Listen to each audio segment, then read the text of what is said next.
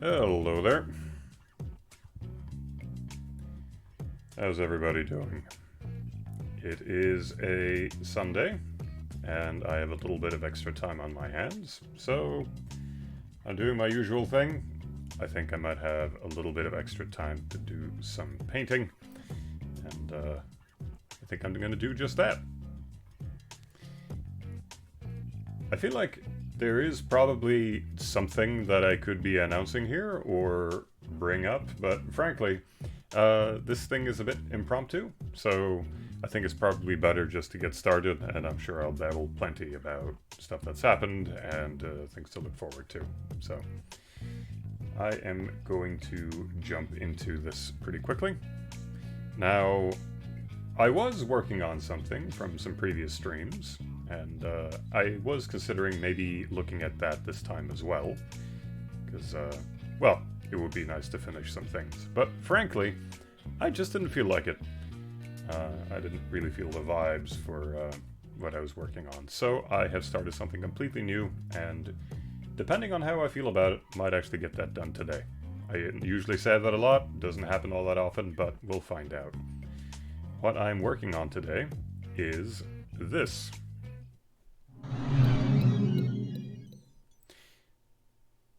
So yeah, a little bit of an unusual one.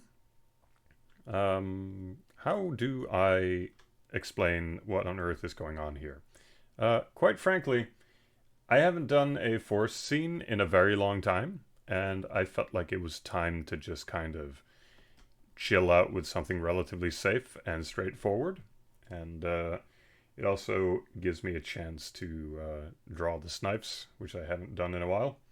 If you're not familiar with them, they show up in some of my other paintings. It's these little guys right here. I've actually had several projects that they're involved in, but unfortunately I haven't been able to show. And you can also see them here. They kind of hang out with this character Mira that I draw sometimes. They're just like tiny little people that hang out in pottery and that sort of thing. So I wanted to draw some foliage, so that's what we're going to be doing. I'm not expecting this to take all that long, quite frankly. It really just comes down to how long I feel like going on the rendering and all of that, and if the lighting and everything else feels correct. And if it's a little messy, hey, it's perfectly fine. Honestly, I'm just here to chill out a little bit with painting and not make it feel quite as much like work. So what I was playing at the intro there was music from Beautiful Joe, the first one. And if I'm being honest, I haven't listened to it in a very, very long time. So I figured maybe I could just play some of that. If it turns out it's not all that good, well, who cares? We'll just pick something else. Is this just going to be a voice clip? It might just be.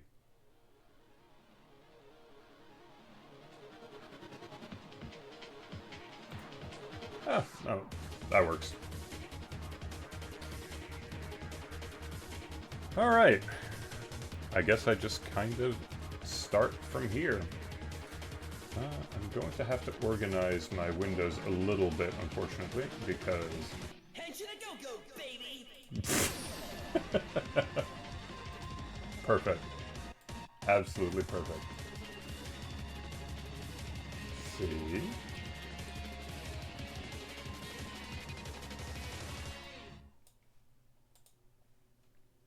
There we go.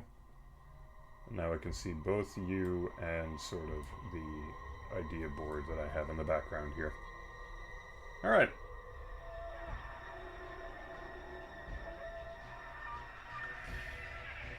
Alright, where do I begin?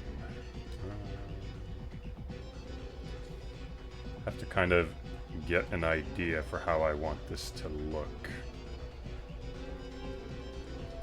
Now this is going to be a lot of me zooming out, because I want the sort of overall look to be correct in terms of what kind of lighting I want, and the sort of general atmosphere for this whole thing. So it's going to be a lot less me sitting around on very specific areas until the very end, I think.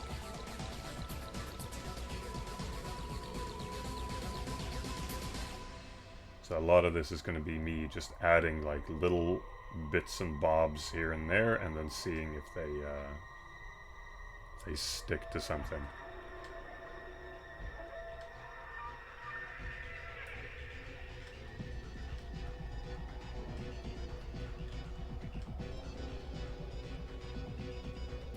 If you've been here before, you know that I love just casually connecting music theory between different songs. And I can't help but hear track 2 from, oh god, what is it? StarCraft in the Zerg campaign. It's the exact same instruments being used. Really weird.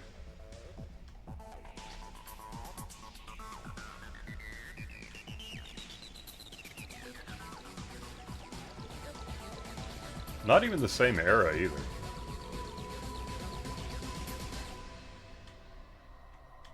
Then again, synths have a tendency to just kind of be used forever once someone finds it. Kind of the great thing about music. Let's see. So I think, let's see, where's the lighting coming from? I think it's sort of like this kind of a thing. So we're gonna just like imply some light coming from this direction.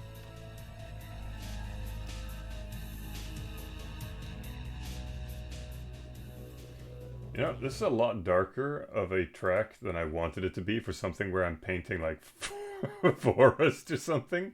How about we skip over to there we go. This'll do the trick. Yeah.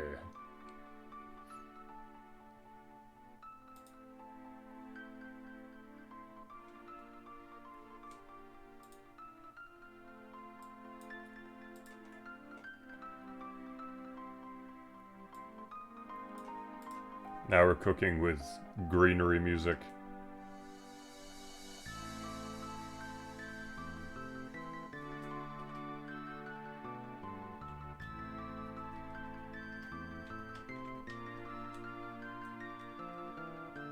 Now I'd like to say that I've planned this for very particular plants or anything, but right now it's really just whatever comes to mind.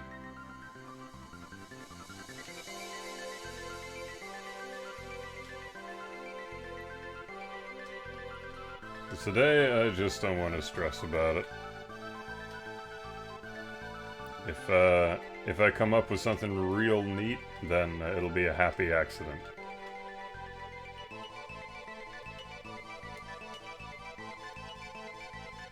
Good afternoon, Mr. Pixel. Good afternoon to you too. I don't think I've been called Mr. Pixel before, but it works. I'll allow it.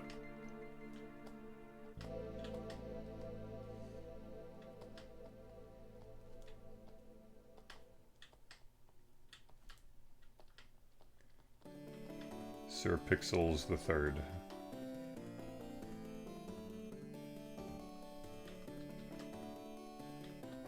I feel like I mentioned this before, but it is sometimes strange to me how much the Snakepixel thing has stuck at this point. My old username just used to be Snake. Snake Man in some areas, just because it was derived from some old forums. I had to add the pixel part because every time you try to make an account that's just called Snake, someone has taken it already. And of course, this was before Metal Gear Solid was a thing, so once that game became really popular, everyone started naming themselves Snake. So I added Snakepixel to it, and now that's what I'm known as.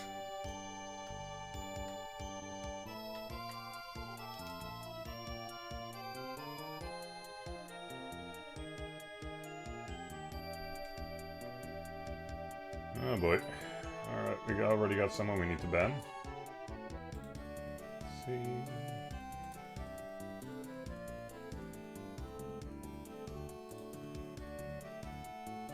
There. And then we ban you. There we go. Fixed.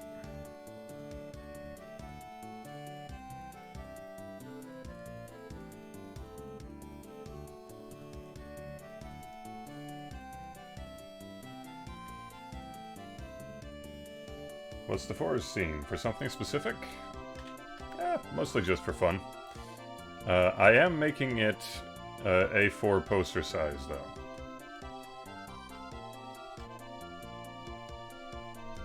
So there is the potential that I will turn this into a poster that you can order a little down the line.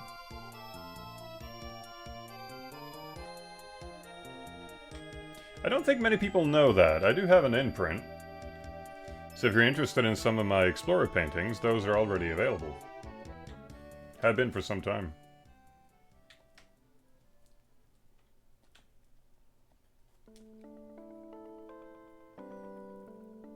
Your animated tuber looks really well done. What? Hold on. I could swear. Isn't a... Let's see... Yeah, that's what I thought. A tuber is a potato. I was like, why does that word sound familiar? No, but thank you. That's very kind. I made it myself. Because I was bored.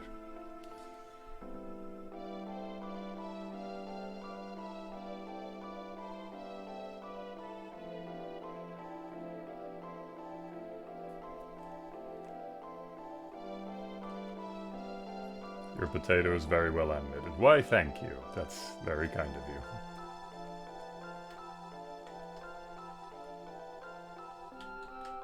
That was actually a thing for a short bit. Like a derogatory term for Norwegians, of which I am one. People were trying to cement the use of the name potato to describe Norwegians, and it didn't work because Norwegians like potatoes too much, so they were just like, yeah, of course I'm a potato.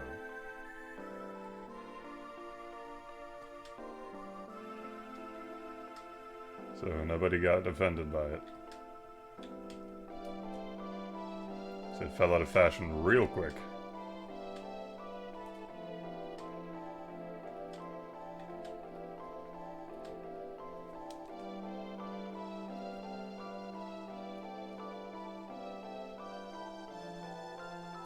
I once looked to your VTuber as a reference. No?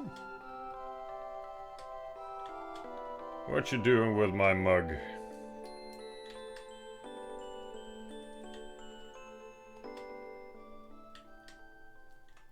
I mean, in all honesty, it's really just a redraw of the D-Pad Studio icon that I've used since, well, actually before the company was started.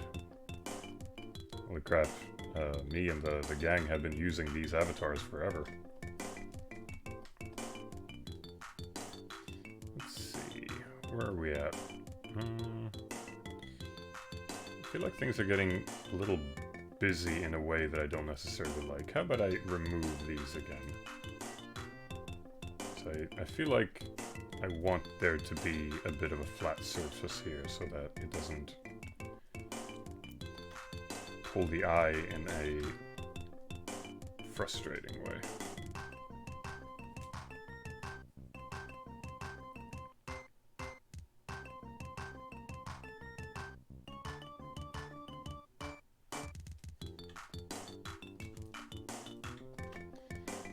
Irish people being associated with potatoes. Well, to be fair, the Irish have suffered enough.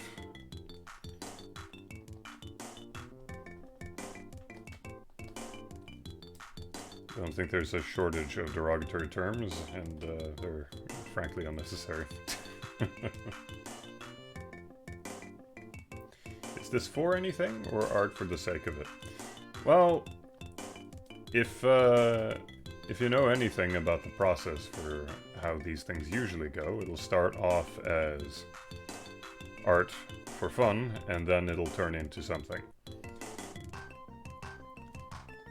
I just started painting leaves, and now I've added what is going to be the snipes that are going to be hanging out on these petals, and as a result of that, that is inadvertently tied to Mira and all of the other stuff, so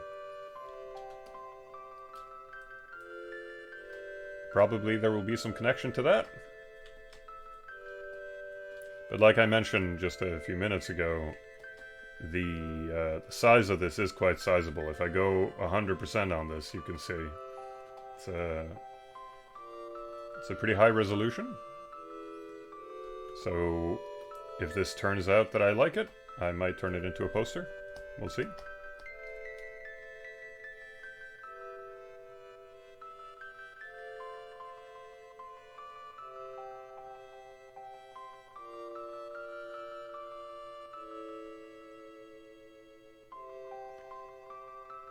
A picture with the King of Zelda in the skies. Oh, you mean the King Harkinian thing? Yeah, yeah, yeah. The post about dinner. Frankly, that was funny. I enjoyed that one. Hey, Wild Dragon, what's up?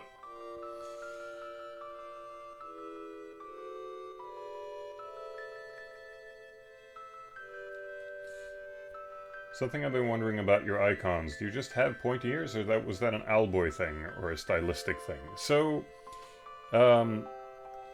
initially, it was just a stylistic thing because that's kind of the style I was developing for Owlboy at the time when we made the icons. And I mean, a lot of the Owlboy stuff was kind of freeform. But as my spouse has pointed out in later years, I do actually have significantly pointy ears. Like, I'm not saying this as sort of a facetious thing. I've never really stared at my own ears all that much, but as it turns out, they actually do come up in sort of like an elf point. And it's really weird now that it's been pointed out, because now I'm like, holy shit. So I just sort of accidentally drew myself as I am, I suppose?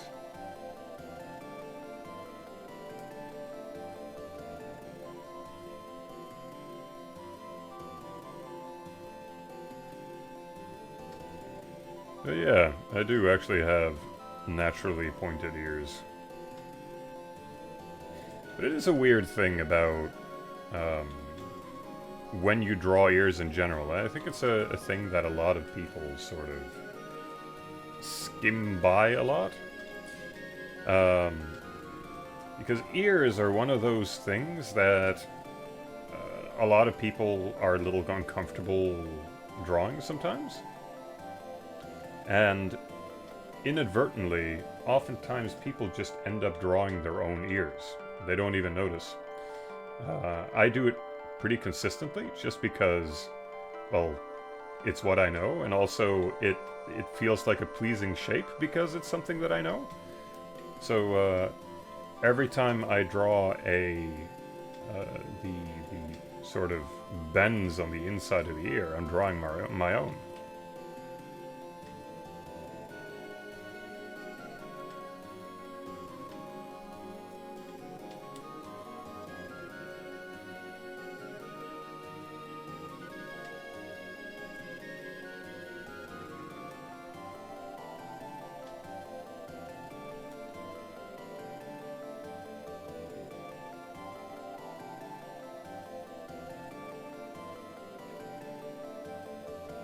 artists have a habit of drawing their own faces. There is some overlap to that. And it doesn't just translate to faces. There's even if you don't recognize it, your own cultural ideas of from your local area will bleed into your art. You can often tell where an artist is from just from their line work. Now, this is one of those things where if someone asks, like, how can you tell? And you just have to kind of shrug and go, I don't know. You can just kind of see it. It's sort of like, you can often tell when something is animated in France. I can't say I can point out exactly why, and I think probably it wouldn't be very useful if I did. But you can get like signs for it. And I think that's really interesting because it means that there's things that we bring out about ourselves that sort of bleeds into our art and our interpretation of the world.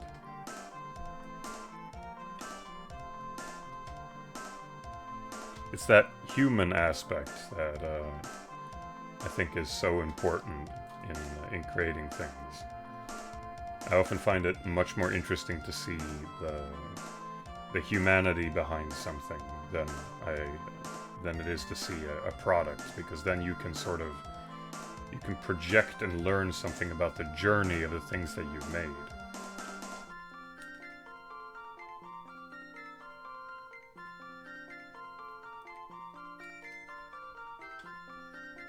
And I don't know.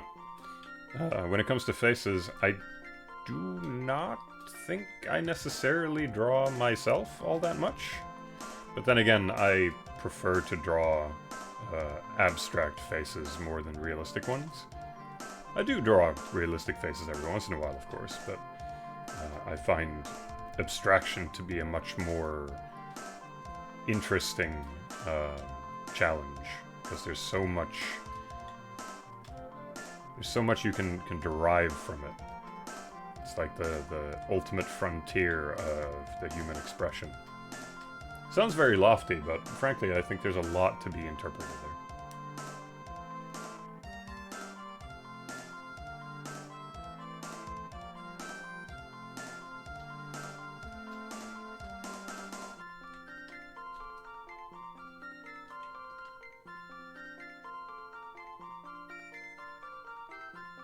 I'll make an observation and you'll answer with something super knowledgeable. Wow. I don't know if it's particularly knowledgeable, but I can at the very least share my perspective about it. I don't claim to know everything.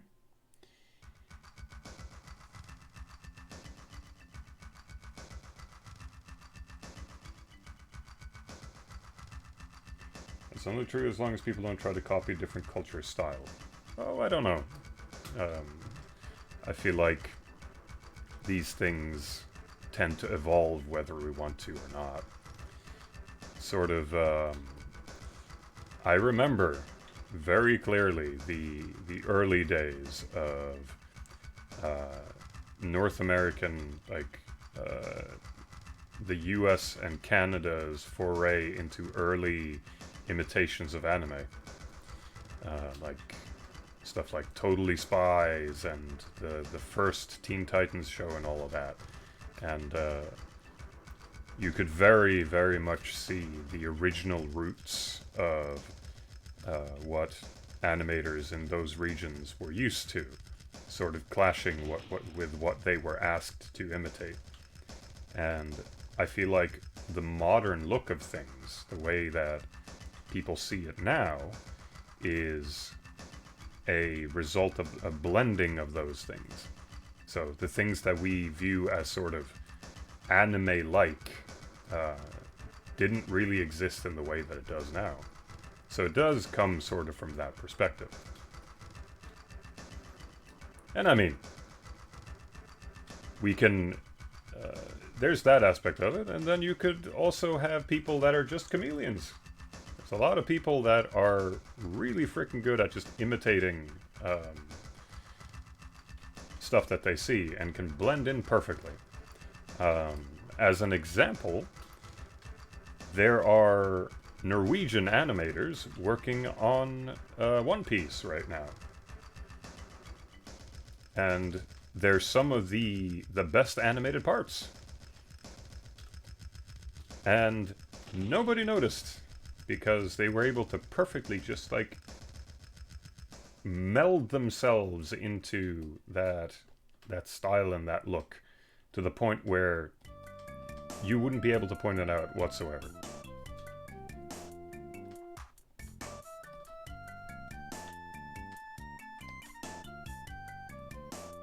So, when I say these kinds of things, I am, of course, speaking in generalizations. Like, you can never have a statement that will fit for every single situation.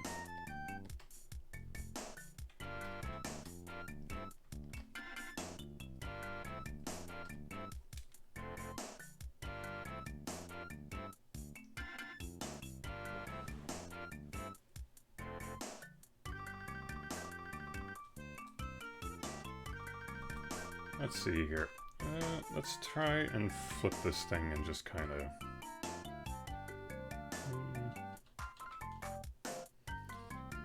What am I missing here? Okay, that does not look good. We need to tone that down a little bit. And there as well. That's all better.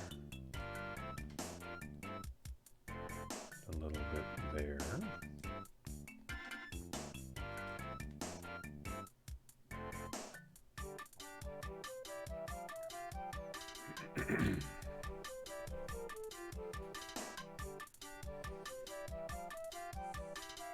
How do you come up with the proper color palette for your paintings? I guess this is a mix of personal preference, but are there any rules you follow? This is always a tough question because I feel like a lot of people have a very different interpretation of palettes than I do. And I have to preface every time this comes up that I am partially colorblind. So of course my interpretation of color is not going to be the same as everyone else. So I don't know if it'll be applicable to your methods, but I sort of see it in terms of what shades am I going for, because what we're doing here, if I just show this real quick, if I now turn this into, oh yeah, I forget, Photoshop is a little finicky about this, hold on. Here. These are the values that will show up as you're painting, that you're not really paying attention to if you're just focusing on color. And first step here is to get the values right so you can see what it is that you're focusing on. So that's one aspect of it. The other is, what colors do I like? So I want to have a distribution of different things that pop out when I look at it. So if I just did this in green, that'd be kind of boring, wouldn't it? You want something to sort of shift towards other things. And then you start thinking about what kind of light gets reflected, how much sunlight is there, what feels warm, what feels cold, and then you start picking colors from there. It's perfectly possible to do paintings the way that I see some like online trends do, where they go for a very particular palette and they're like, use this one to make your paintings because it'll look great. But in practice, that's a very limiting way of looking at how you do color. So to me, it's a exploratory process. I'm not withholden to anything here. But I do think it's important that whenever you're looking at it from maybe this distance here, it should look like what it is that you want to be looking at from just this. This needs to look right. Everything else, once you go closer and you start getting in detail, all of that will work as long as the groundworks of what you've put down already looks good.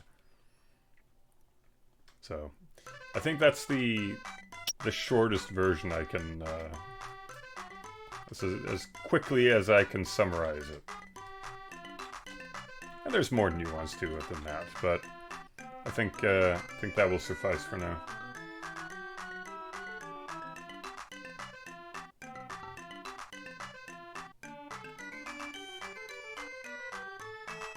I have to ask because I keep seeing posts like that green skin anime girl. How did you find out you were colorblind? I'm sorry, green skinned anime girl? I mean, there's plenty of green skinned characters, so I think I'll need some context. As for when did I find out I was colorblind, you do basic medical checkups when you're a kid here, and they had me look at a board, and turns out I couldn't see certain colors. And I remember I was absolutely devastated. Genuinely, I was monumentally distraught at finding out I was colorblind. And why was that? Well, it meant, at least it was that way at the time here, I would never be able to drive a boat, and I'd never be able to fly a plane. So, if I wanted to be a pilot, that dream was dead, and if I wanted to be drive a boat one day, then I just couldn't do that. And of course, when you're a kid, that's awful news. Like, that could be your whole dream. Like, you want the option. Of course, I figured out pretty quickly I did not want to become a boat captain, but considering how much work you have to go through to become a pilot, that probably wouldn't have been all that interesting to me, even if I wasn't colorblind. So, but then again, it is a dominant gene, unfortunately, and both me and all my brothers are colorblind. I'm not the most colorblind in my family, though. So I can still see red-green relatively well, but it does mean that there are certain things when I paint them that I kind of have to have someone come and check up on, because I have no way of verifying. And then there's the ever so fun picking out clothing, or someone asking, do you like the green dress or do you like the purple dress? And I'll go, huh? Or, you know, it'll turn out that I've been wearing something like bright purple when I thought it was gray. That sort of thing.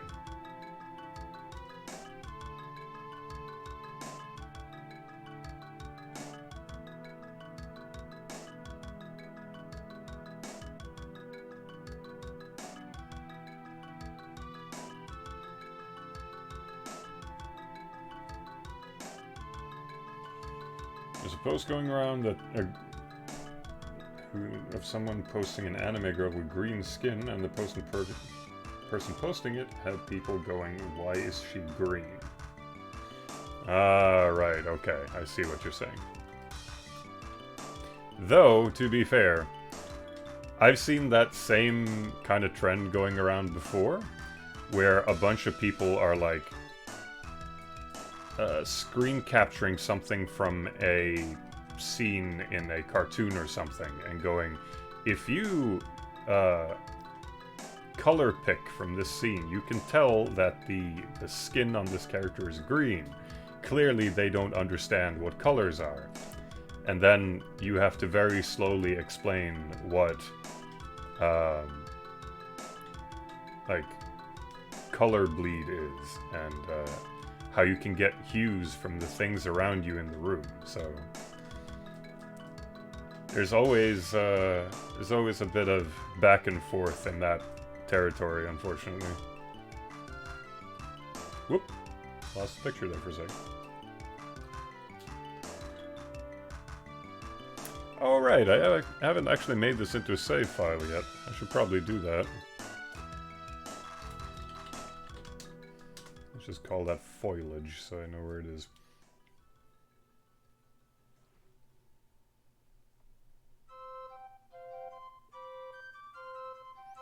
Does that mean your big mech drawing is more of a grayish metal to you? No, I have a tendency to pick colors I can see. But it's like, let me see if I can give a demonstration here. So this is like the classic eye test. Okay, so here we have gray, right?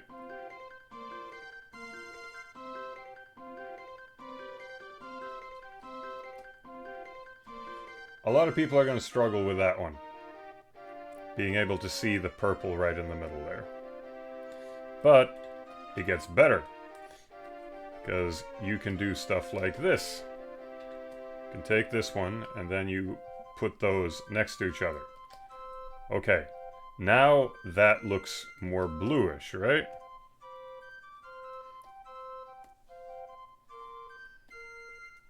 And then we can take this color and then hue shift it. Actually, no, we can't, because this is a gray, so you don't have hues. Alright, alright. Let me see what I can do here. Okay, but here's actually a good example without me doing a thing. So, with these two next to each other, provided that you can see proper color, this looks warmer. The gray looks like it's a warm color compared to this. And it looks like it's almost yellowish, even though it doesn't have color. It's completely gray. And we can do this consistently. Let me see if I can just select this whole thing. Let me put that on a 15 with a even surface. Whoop. Let me pick it. Thank you.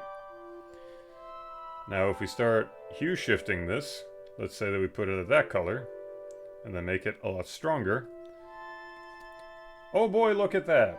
This is more purple looking now! So that's the complementary contrast issue. Now, the thing about complementary contrast is that that's also part of what messes with your eyes when you're doing eye tests when you're red-green colorblind. My favorite thing is to do this color. And let me see if I can get that hue just right, because it's freaking gross. No, that's not quite right either. We need to get it just right in there. Just need to pick this. Isn't it wonderful to be distracted by stuff like this? Like, the thing about these two colors in particular is that it makes each of them glow for me. Because the hue between them is so jarring that I get like a fuzzy outline here with like a black bevel that doesn't really exist. So whenever I see neon lights that are like this, I can't read them. I genuinely can't look at it.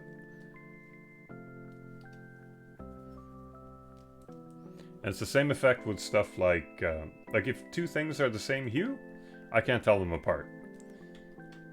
So one of my favorite things are strawberries, and I can't go and pick strawberries because I can't see them. They can be right up in my face, but because they're on A green plant? No way. They just disappear into the fold. Also, hey, Nuri. How are you doing? I haven't heard from you in a while. You doing alright? And, hey, Guardian. Glad you can make it.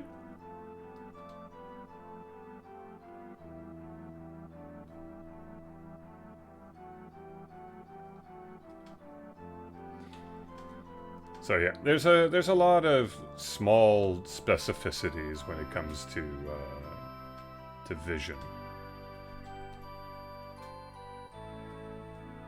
I mean, I mentioned this before, but a lot of times when people would talk about the mock-ups that I did for Owlboy when it was under development, they would say something like, "Oh, I love the color use. It's so extreme."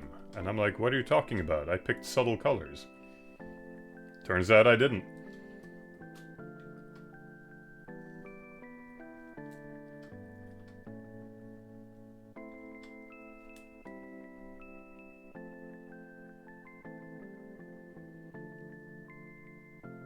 I'm maintaining. I hope you've been well. I'm glad you're holding up. Yeah, no, things have been going okay. Well, there was that one thing, but should I tell that story? I suppose I could. Is the D-Pad Studio newsletter logo supposed to be there, or is it a leftover from last stream? Oh, it's definitely supposed to be there. In fact, I should actually have put that into my stream tags, but for those of you who don't know, social media has been kind of a mess.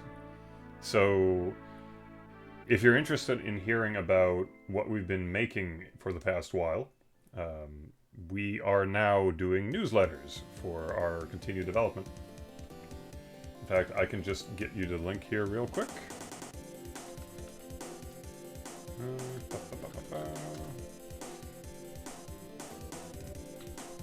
There we go. So if you're interested in the stuff that we do, and you want to get updates on our games, you can sign up right here. And I'll pin that for you for like 20 minutes. And in case you're sitting there thinking that, oh, I have to sign up to another thing, and I'm going to get spammed with a bunch of emails about stuff, you don't really have to worry about that. We're only going to email everyone about 3 times a year. So we've actually already uploaded the next, the first newsletter already, so you can go and read it if you want to. I can get you the link to that real quick because, oh, hold on.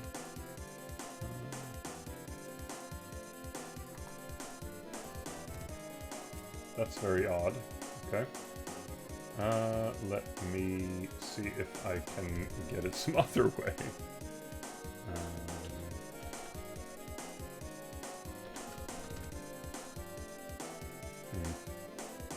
Okay, that didn't work. And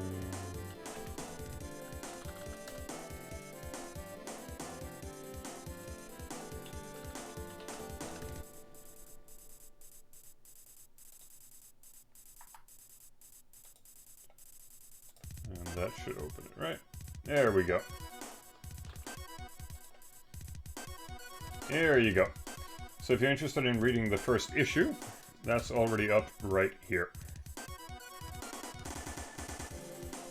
But yeah, we haven't been particularly good at advertising this because, frankly, we're busy working on the games that we're advertising in the newsletter, so it's taking a little time. It is also, keep that in mind, this is very much a work in progress. So if there's elements of it that don't work or we have to change, then we'll have that fixed up for the next issue. So that's the reason why it's up there. It's because we're trying a new thing because, frankly, nobody finds anything online anymore. I just had a conversation with Adrian just yesterday about, what was it, like 5 games that looked like they were doing perfectly fine, and then it turns out nobody bought them because nobody even knew they were out. So that's our temporary idea for getting this thing under control for now.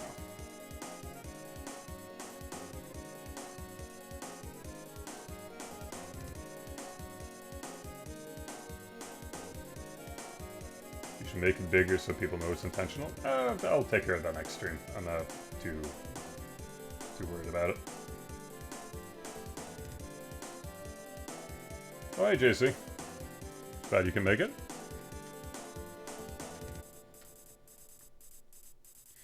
Let's see here.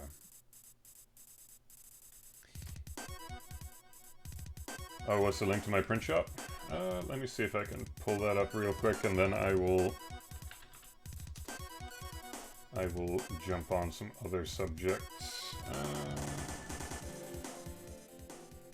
I haven't updated it in a while, but you can still get some of my prints over at Imprints over here. And I'm going to skip this track because holy crap. There we go.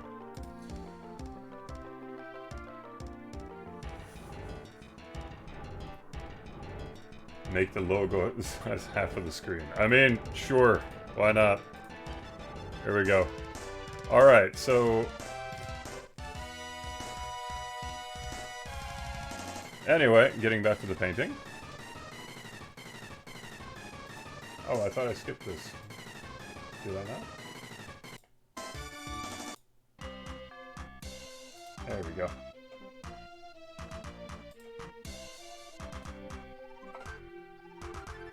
Still a bit spaced out. Oh my god.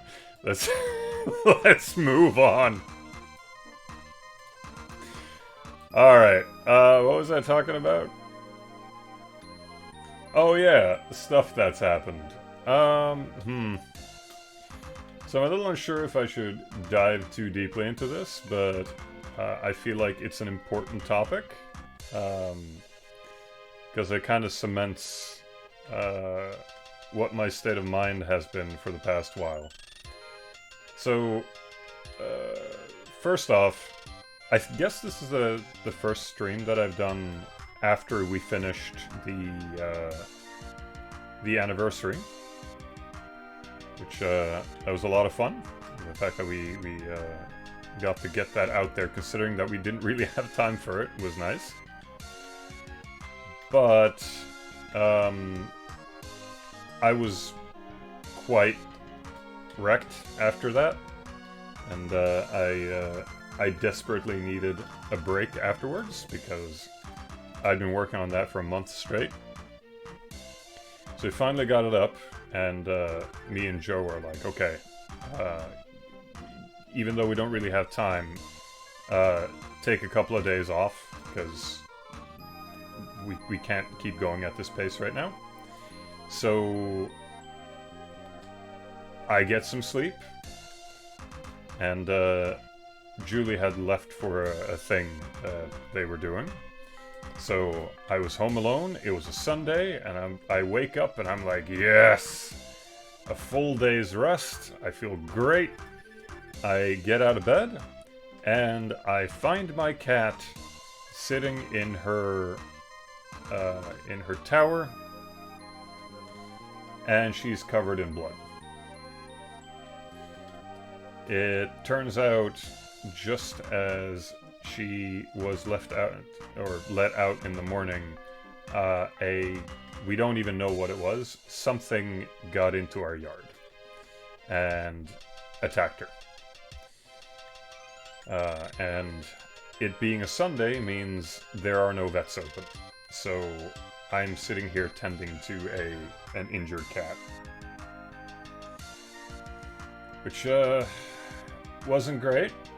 It was supposed to be like my day off, and the first thing that happens is that I find that. So I was, I mean, obviously I was distraught because I want Lottie to be okay. So it's not really easy to get her cleaned up, but I speak to an emergency clinic that gives advice, and they said something to the effect of, well, if the bleeding is stopped, it should be fine. So I just tend to her as best as I can. I managed to get her to eat some, but she sleeps a lot. So I go through the rest of the day just waking her up at intervals to make sure that she hasn't passed out from blood loss. Finally, it becomes Monday, and I immediately call a vet, and they say, "Oh yeah, no, actually the person that you spoke to wasn't really being sincere with you. You need to bring her in right now." So I just throw myself and Lottie in a car, and I drive to the vet. And what they tell me is she needs to be put under immediately, and we need to do surgery.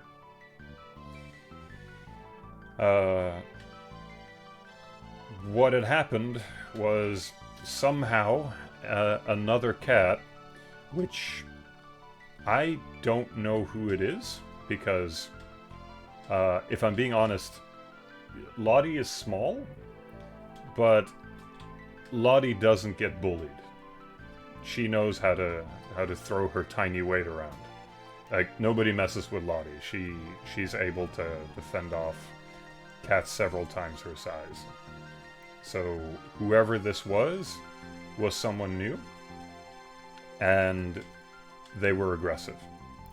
And from what I found out later, they had apparently just clamped down on her throat.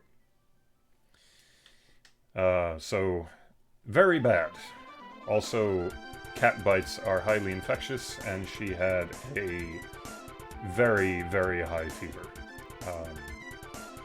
So, if I hadn't caught her in that day, things would probably have looked pretty grim. But I was told, okay, there's nothing more you can do here.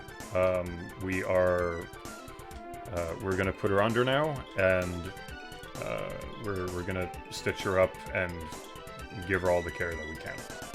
So I follow instruction. I get told to leave the building, so I go out. I muck about a bit before I come back. I came back a little early because I'd rather sit in the waiting room rather than let my cat just sit there alone. And I come back. Thankfully, she didn't need stitches. However, she handled it in the most Lottie way that you possibly can. So, from what I understand, she was so pissed that I wasn't there that she refused to go to sleep. Because on one hand, it was what the vet told me, but on the other hand, it was, I could see the log because the vets have to keep a track of all the injections that they do and all the procedures. So I got to see that afterwards. And I kid you not, what it said... Wait, where is Simon? Oh, right. I thought my mic had cut out. So, what it said was, okay, first, trying to put cat to sleep, injecting 2 different sedatives. Time passes. Cat is not asleep. Injecting 2 new different drugs. Time passes. Cat is somehow still not asleep. Injecting 3 different cocktails to get this cat to fall asleep. Finally, Lottie actually falls asleep so they can take a look at her throat. But because she's now had, what is it, 7 injections, And then they gave her antibiotics and disinfectant and everything else. They gave her just one wake-up drug in order to get her off of that. So when she got back out, she was blasted, just completely wasted on whatever it was that they gave her. Now, thankfully, she was perfectly alright, but she had to wear a cone, which, of course, she's very upset about. But I get her home, and the thing about Lottie is when she's on sedatives, she becomes a normal cat for a second. Like, she starts acting more like regular cat that wants pets and sits on laps and that kind of thing. But there was an unintended consequence, because Lottie doesn't wear collars. It's not because we don't want her to wear a collar, it's because she hates them so much that she will just run around until her foot gets caught. And we've actually had moments where she's just like sat somewhere for hours and just pretended like her leg is dead because she got her foot caught. So we can't keep collars on her, unfortunately. But now she has a cone on her head, and she's drugged. She doesn't know where she is, and she doesn't know what a cone is, so she doesn't understand that she can't walk in a straight line, so she just keeps walking into stuff. Now here's where it gets complicated. Since she doesn't know where she is, and she can't see around because she's too drugged, she would randomly, like, come to, not know where I was, and panic and run into walls. I'm not talking like gently saunter into walls. No, I mean full-on panic, max speed, ramming her head right into a wall. And it was just because I wasn't there and she was scared. So on the days that I finally got off after working all this time on the anniversary, I had to sit for maybe 9, maybe 10 hours in front of Lottie so she wouldn't freak out. And the sedatives, because she had had so many, lasted for 2 days. I genuinely had to sit in front of her for days so she wouldn't panic. So, that was what I did. That was my time off. Now we're back to doing stuff on the adventure mode and bikers and trampolines,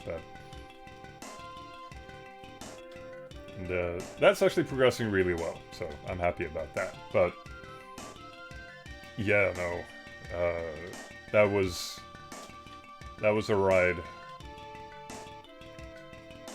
No idea what was gonna happen to her, so it wasn't my favorite, but she's all right now, thankfully. Still have no idea what this cat was, or where it came from, or who actually went after her, or, you know, dared go into our yard to do that, but honestly, I'm not gonna sit here and worry too much about it. I'm just glad she's okay.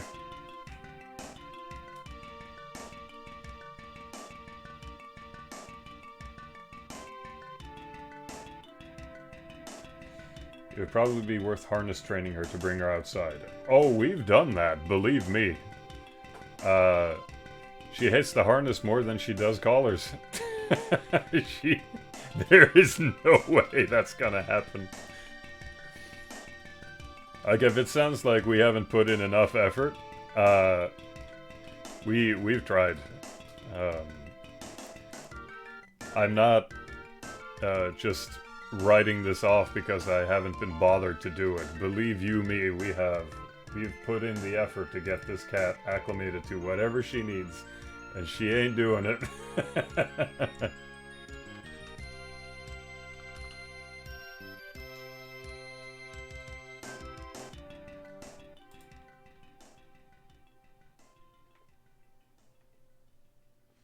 Those 24 hours before I could have gotten a medical help would have been nerve-wracking for me. Oh yeah, no, the ironic thing is that this has happened twice. When Lottie had kittens, she got very, very ill. And I mean, I've told this story before. Very tragically, we lost the kittens, so it's not a fun topic, but when that happened the last time, it happened from the night of Saturday moving into Sunday, and we couldn't get help.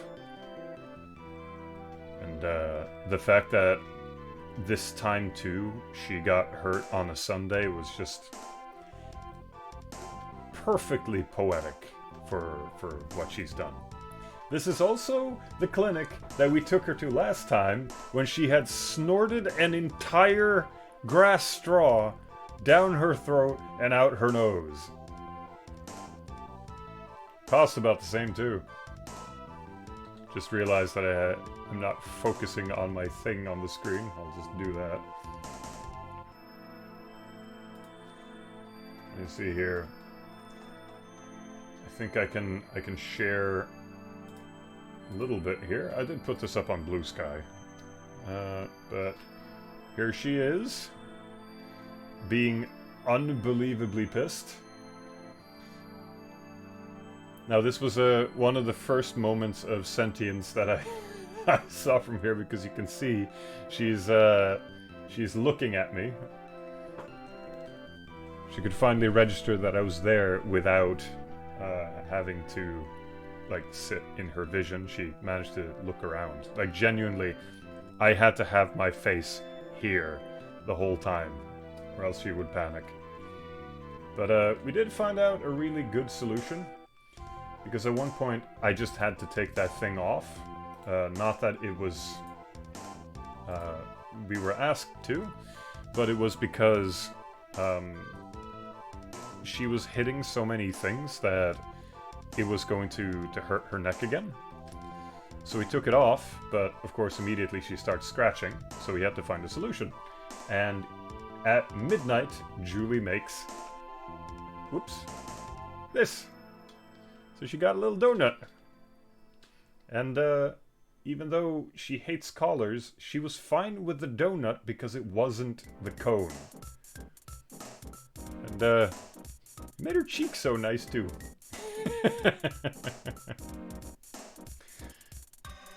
Probably the best thing we've put around her neck. But it meant that she could sleep normally, she could eat normally, and she was very happy about that. Oh, you can still see she had, like, a little bit of scratching on her nose from the fight.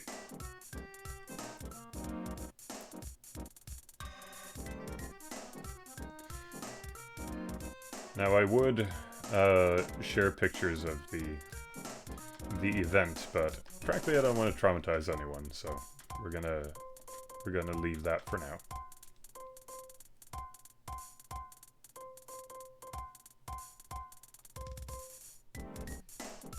Very fashionable donut. Yeah, it's I'd say it was a fashion statement. Tough kitty. Oh yeah, no. Lottie's a trooper. Lottie does what Lottie wants. She doesn't let anyone mess with her. She's a little firecracker, but she's not mean though. I think that's the main difference. Like, if it sounds like I'm describing her and that she's like completely out of our control and we can't do anything with her, that's not the case. She will only be pet if she wants to, and she won't tolerate people like other cats bullying her, but she is genuinely a very sweet cat. But she's been through a lot for being only, what is it, a little over 2 years old. Like a lot more than a tiny cat should have to deal with. She's done very well. Very proud of her.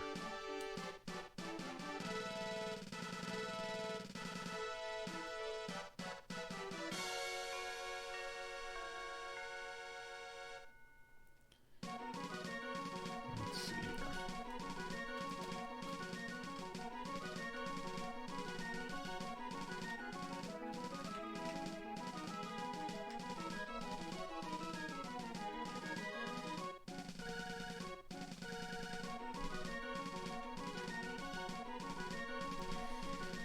But yeah, after everything that's happened for the past little while, I'm just happy to chill a little bit. Frankly, my plan has been to do a live painting now for quite some time, but I frankly haven't felt up to it. Part of what happens every week is that I have to sort of muster the energy to take care of the projects that we're doing. And then, by the time the weekend rolls around, I'm like, now it's time to work on art for fun! And then I just zone out for 2 days. I do have 2 particular projects that I'm hoping that I'll be able to have the energy to look at. But it really comes down to if something strikes. And the first one will require that I make some Mega Man music. And I don't hear the jams in my head right now. I'm kind of waiting for the inspiration to strike. But I actually have quite a few things that I'm ready to upload to my YouTube channel that has been dormant for the past while.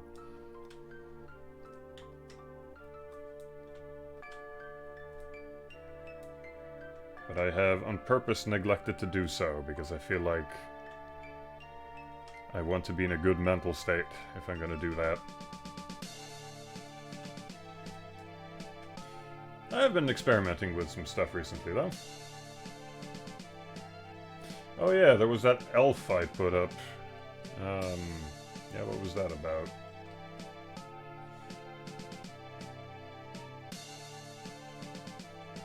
So for a bit of context... Oh, how do I explain this while I take care of this painting? How do I explain this? Okay, let me just pull that up on screen because it's a lot easier. What's the fastest way to do this? These are the completed files. Let me just go through my art file real quick. Okay, so this will explain it a lot faster than anything else. Okay, so I made this. It's a bit blurry here because of Photoshop, but you kind of get the point. This is a PC98 mockup. It uses the palette from an actual PC98. I modified it to work with the resolution and everything else. And this was a modification of an illustration that I did just for fun. I wanted to capture that, like, 90s aesthetic. It's a very particular type of shading. So I converted that, and I turned it into a mockup. Now, this mockup, I've actually coded into a little game mockup. So there is a video of this somewhere. I've just neglected to post it online because I frankly haven't felt like it. But then, of course, I looked back at my files and I realized, wait a minute, I've already done this once before. Because there was at one point I wanted to code a text adventure engine. So I just drew a different generic elf and just put that together, and it looked like this. And the thing is, like, I did not have this elf in mind whatsoever when I drew it. And keep in mind, this was intended to be as generic as humanly possible. I wanted you to be able to mistake this for any, like, anime RPG thing, because it was meant to capture that style. So the fact that I had a different elf that also had a cheek cut, that I also did a text adventure thing for, was weird. It was certainly surprising. But then I completely forgot that after I had posted all of those, I had redrawn the second elf. So now, here, I've updated the even more generic elf to be more of their own character. And this uses the same PC98 palette as the other one. It's meant to use the exact same dimensions and everything else. She's not quite as optimized, but she still works. And frankly, I think it's a bit of a better design. But then again, I mean, I didn't make this to be completely generic. So this was meant to be more of an actual character. So that's where I'm at. I put that up, I think, yesterday? By the looks of it, seems to have captured some people's imaginations, so that's where we're at now.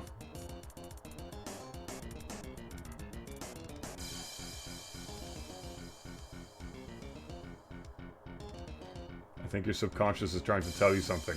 Oh yeah, no, it's very specifically telling me, draw more art.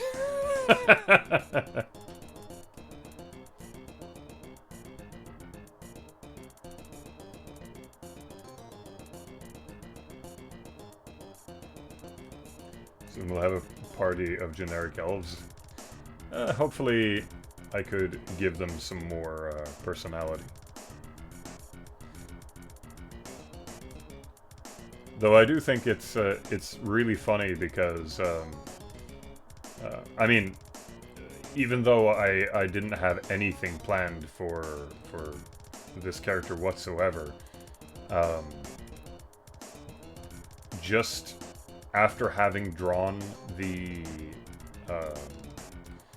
base sprite for it, I put the two elves next to each other, and second new elf is an absolute giant compared to tiny blonde elf. I don't know if that counts as like character development, but she's a large lass. Let's see. I just need this for reference.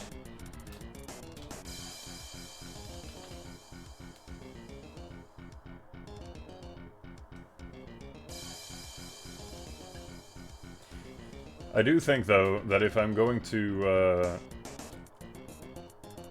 do anything more with that sort of thing, like add more elves or something like that, the ears just need to get progressively bigger. Like we're talking at some point I need to make an elf whose ears will make them be able to take off on a conventional runway.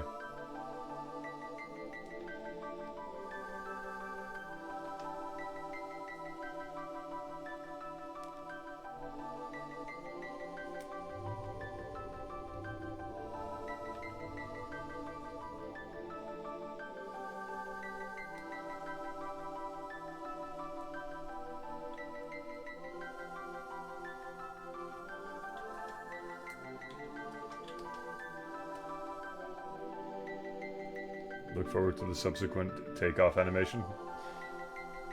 Oh boy. I really need to, I have my work cut out for me, I guess.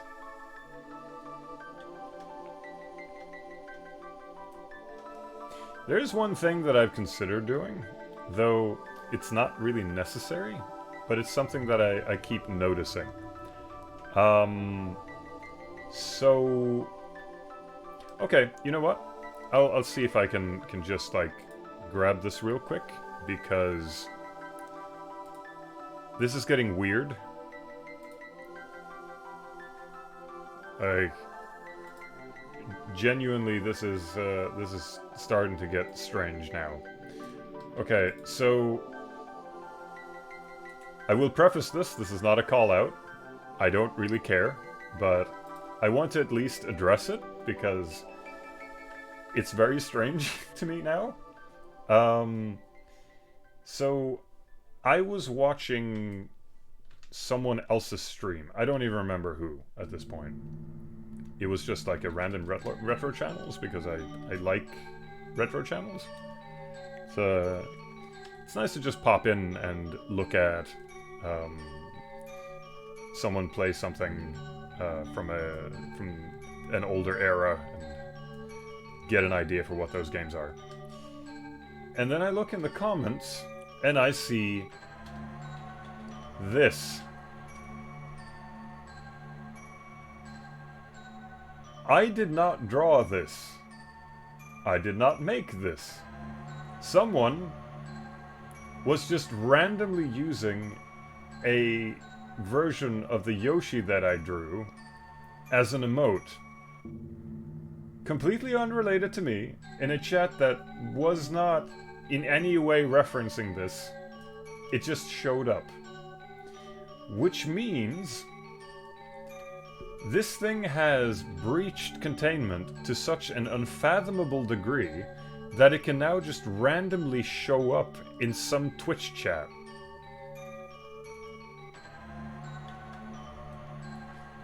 Which makes me, like, I had this idea where now it feels like I have to make a follow-up. It sort of means that I'm responsible for the canon of this horrible abomination. So maybe I could do something where, I don't know, like I could make this character say anything now. It's technically something I spawned, right?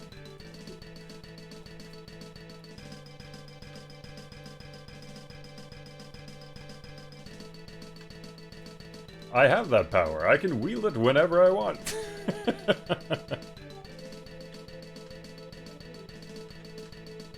I can make a canon that all he eats is carrots or something. And now you have to abide with that. That is what your emote now stands for.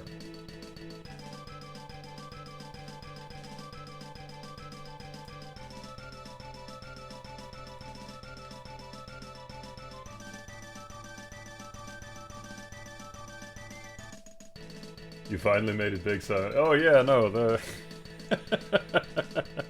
Owlboy was a footnote.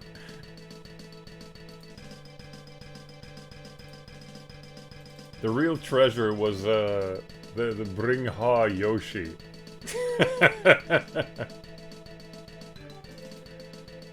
Hold on, I have to check a file real quick. Let's see.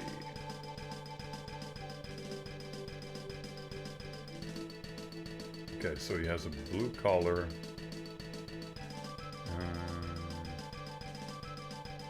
You know what, I think it's probably fine for me just to screen cap that. Let's see. Just need this as a reference. Wait, did I? Ah, I put it on the wrong layer. Of course I did. There.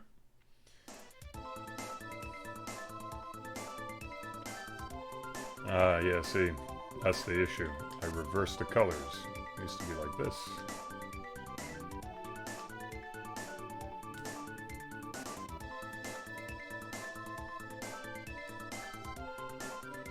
Chat agrees with the follow-up. I mean, if I... In a non-shitpost way, I already have a plan for what I would do with a new one in that series. It would involve a really awful telephone. I think the main thing is the previous one, just because I don't have the available tools to animate reliably right now. It would take so long that I might as well spend that on my job instead.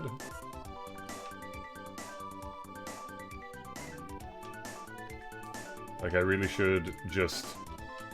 If I'm gonna be spending like a month animating or something, I might as well just invest all that time in Vikings or something.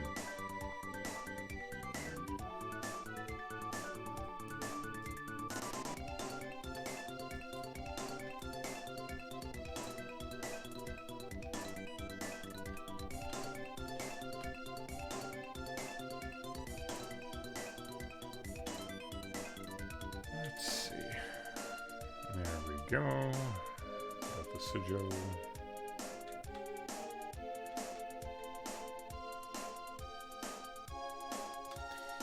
And I'm gonna merge you down, and we separate you from the rest. There. Oh wait, I didn't even have to do that because I can just flip the whole thing. That makes more sense.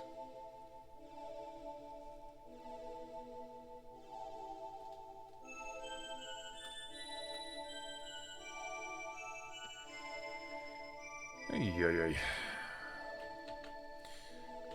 So, chat, what are you up to today?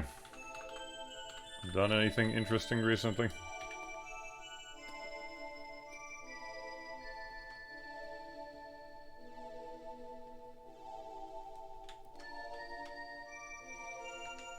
Let's see.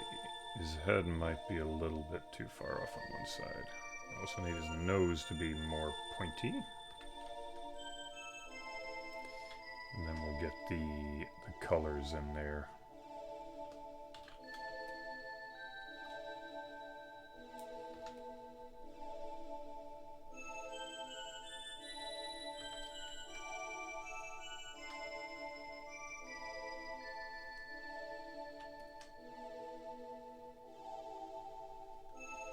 That's a little better.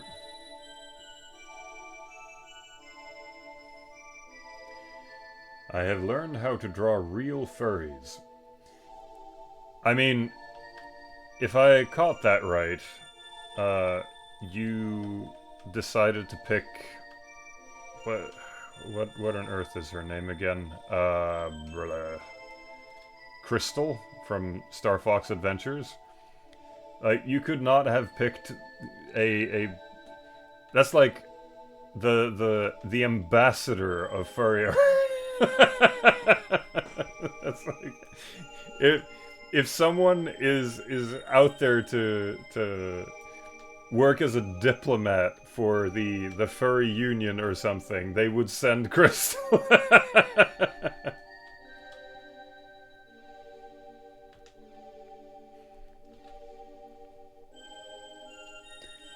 But yeah, no, it looked good.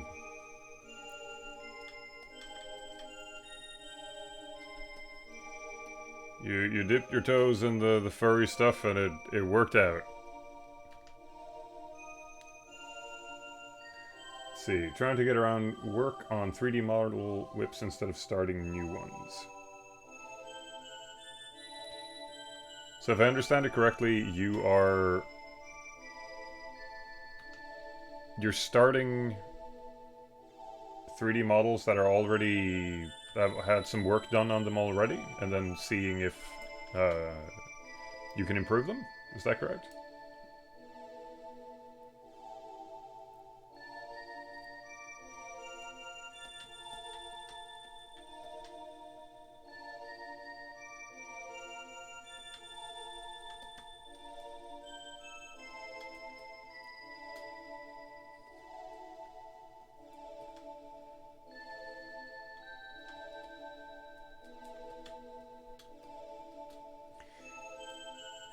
I think, JC, kind of in the same vein, Like, I've drawn, I'd say, quite a few things that you could call at least furry adjacent, but the main thing about it is just that I don't have the... I think, frankly, what used to be called Twitter has kind of jaded me to the whole process too much. Because I'll draw something that's like, that kind of looks like an animal person, kind of doesn't, but it's a fun thing anyway. And I can just feel, I can feel it in my bones, the type of comments that I'm going to get. And it's just like, do I feel like reading this today? So it's very often that I'll draw stuff just to experiment, and then I'll just immediately afterwards just like, you know what? I'll just keep that one to myself because I don't have the mental fortitude for this today. And it's not that that people are mean or difficult or anything like that. Everyone tends to be really respectful and all of that. It's just kind of... It's more so discussions that I don't feel like I want to have. But that's more my mental state than anything. Some days I just don't give a shit, and then we put out whatever.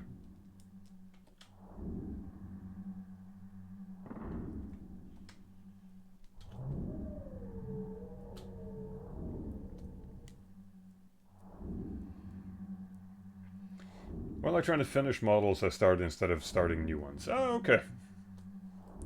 That's good, though. It can be really satisfying to commit to something and then getting stuff done.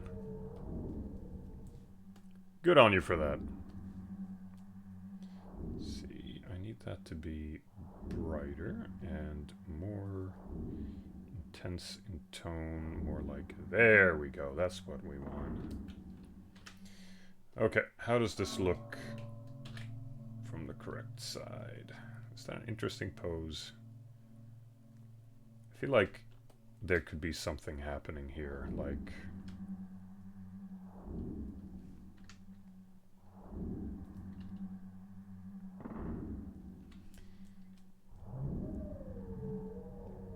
What could you be holding?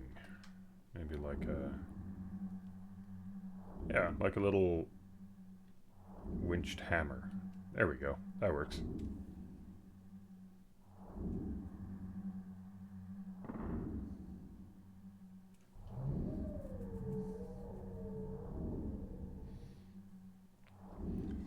I tend to be desensitized by comments. It's like a room full of kids. I'm happy as long as one of them isn't like choking or burning the house down.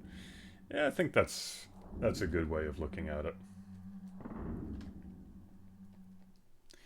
I mean, to be fair, and I make no qualms about being open about this.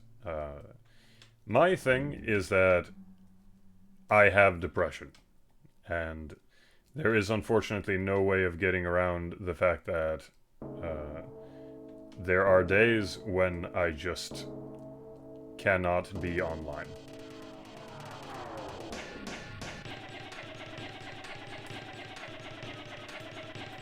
I think we'll skip this one. There we go. It's not even anything to do with sensitivity or anything, it's just... Some days, things just feel kind of miserable. And I'm sure some people in the chat have known that there are times when I suddenly stop posting for like a few weeks or something like that. And it's not that I've abandoned anything, it's really just I have to take care of my mental state. Human beings were not meant to sit on social media all the time. It's not healthy. So I just do other things for a bit. Okay, let's brighten this lad up a little bit.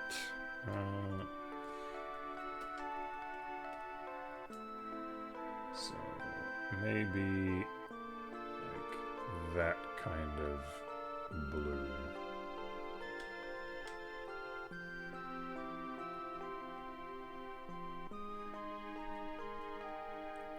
Can I maybe just... Can I cheat? Maybe I can just pick... luminosity, let's do that. That did nothing. It genuinely did nothing. Or maybe something like that.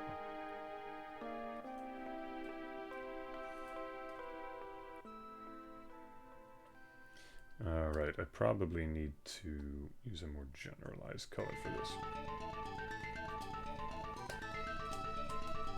Yeah, that'll do it.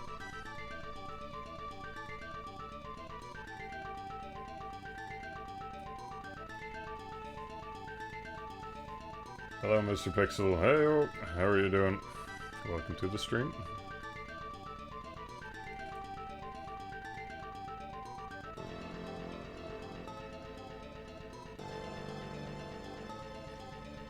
Talking about it and acknowledging it is pretty important. Yeah, I mean, it shouldn't be your whole personality, of course, but I feel like it's, there's a lot of people that when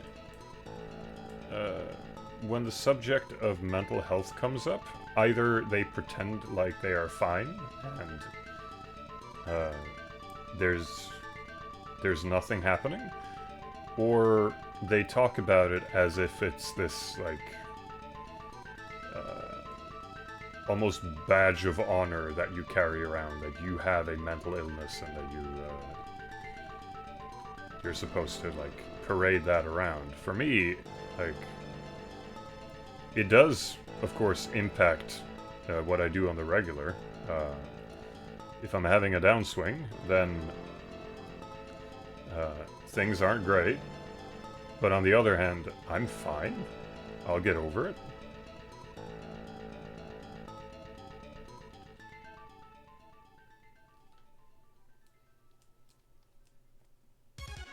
But I'd rather just be upfront about it, rather than like try to talk about it if it's some kind of mysterious thing.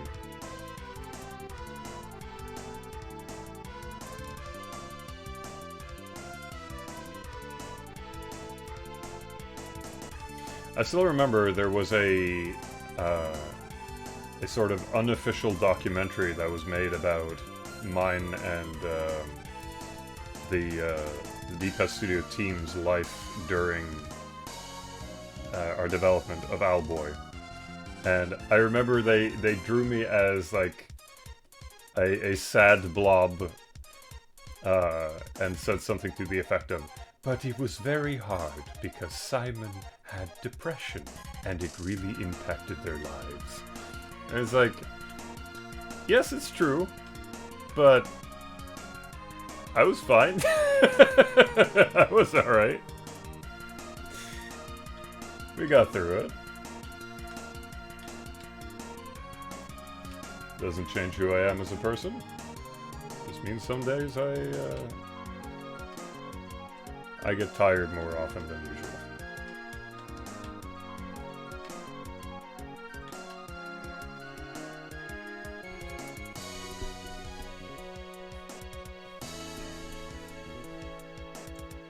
Is there sad violin music too? I don't remember.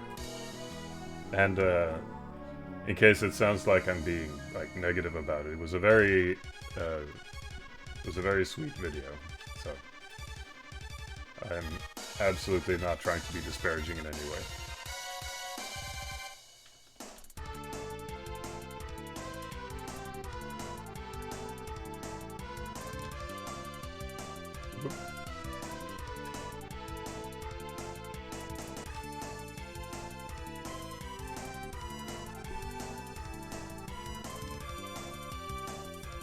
After the war, Snake fell into deep depression. Yeah, that sounds about right.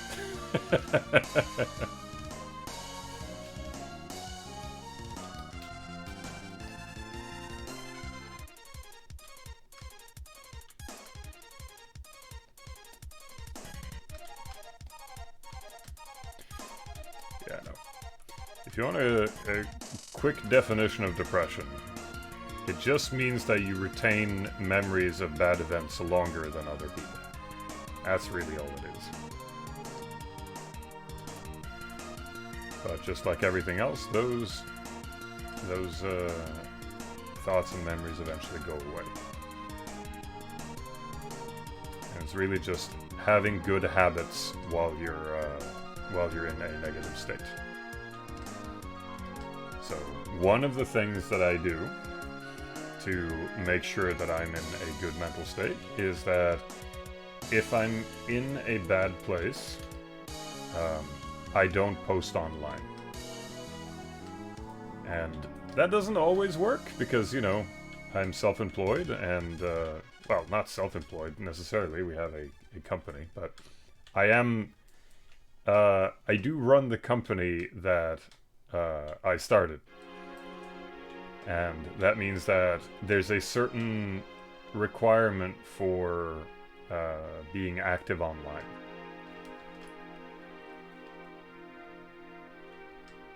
So it is not always practical for me to just say, I can't do social media today because of mental health issues, but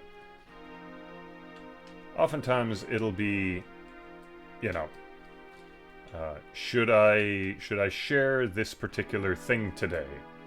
You know what? Let's let that wait until another day when I can actually sort of enjoy the process. That kind of thing. For example, I did mention that I made a full playable video of the PC98 mockup that I showed, like, what was it, an hour ago? And I just have that on my hard drive. It's not that I'm never going to show that, but it's because I want to show it on a day when I feel like I can really enjoy people's reactions to it. As I've said this before, but part of why I do what I do is because I kind of see art as almost like making presents for people. Like, the whole thing for me is that you make something that someone will find, and then it'll just hit them just right in a way that sort of makes their whole day. And of course, that's not necessarily a mentality that works well for the current internet, because, well, everything these days is just designed to be consumed and then thrown into a pile and then you add more to it. But that's at least how I operate. And if I'm in a state where I don't feel like I want to participate in that, that kind of takes the fun out of it.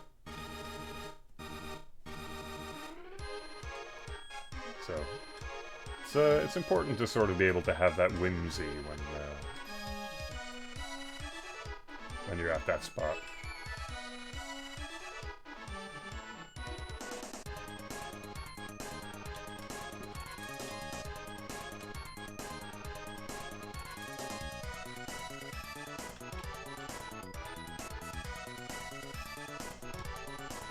Do you think creative activities help with depression? That's a complicated question, because it's not necessarily how depression works. Because it kind of depends on how it is that you deal with certain things. And, you know, people are different, so I'm not going to give medical advice here. I'm not a medical professional. I can say that the way it works for me is that depression isn't necessarily something that you stop. There are ways to sort of mitigate it in a certain way, but it's more so being able to recognize when you're falling down that path and maybe taking steps to sort of put yourself in a position where it will be easier to handle. But the good thing about doing creative things is that once you come out of the depression, suddenly you can see all of the fun things that you've done and all of the nice things that you've been working on. All of the things that you've achieved.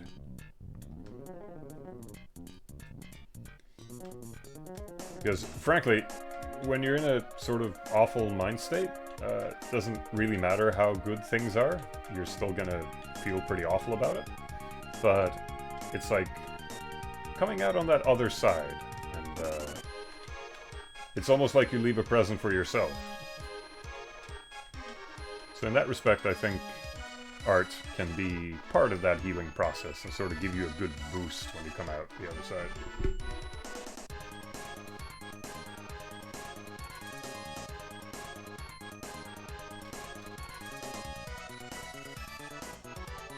I like to think that you ride the tide of depression. I think that's a good way of putting it. But I want to just preface here, in case we start giving that impression. This is all just speculative stuff, and I don't think we should be too loose with our definitions on how to handle mental health stuff. So, again, I cannot give direct advice about this thing. And, if you are struggling with something, you really should speak to someone that knows this a lot better than I do. Best I could do is give some perspective on how I handle things. And again, I have been dealing with depression for, how long has it been now? Let's see. We're getting up to close to 30 years now, I think.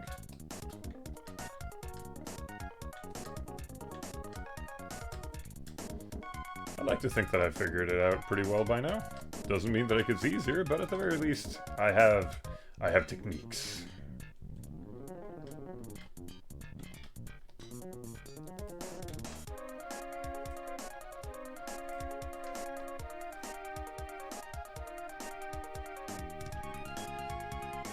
Alright, how's the little guy looking? Well, he's at least a lot shinier than he was.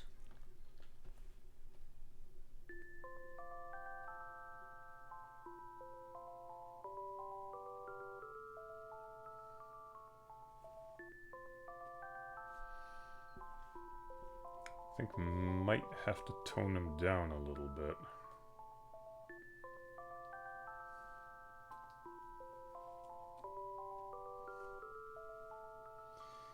Let's copy those layers and then see if I can balance it out a little bit.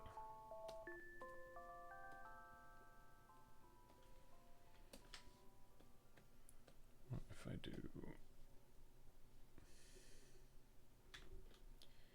That's a little closer to what I want. Maybe not with that exact color though. It's not something like that, maybe.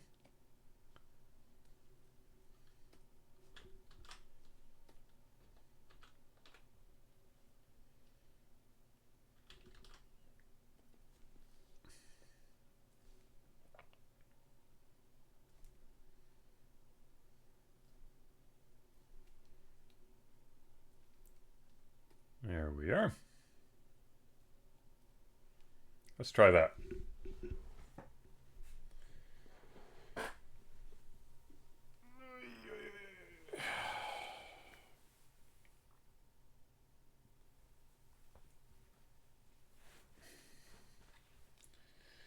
Hey Adrian, what's up? Let's see. Oh, I can't think of anything else to play, so I'm going to play the Mighty Morphin Power Rangers Fighting Game Edition soundtrack, because it's good.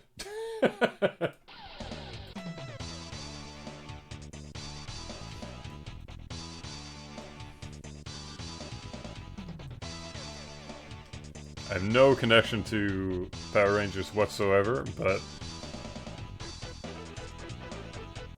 can always appreciate a good soundtrack.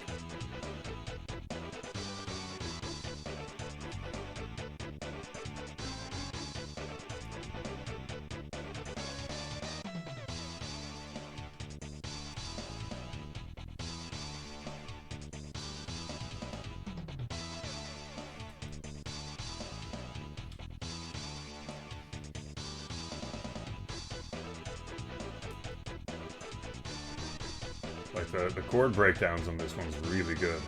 Every time I hear it, I keep thinking that it's the same composer for Turtles Tournament Edition, but no, this is Bandai. He's been working on this one. Or was it Bandai? I forget.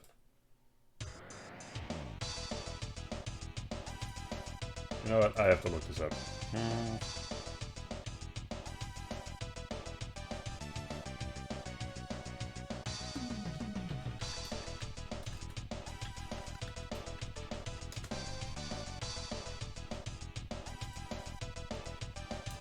Let's see. Oh boy, there's a lot of these.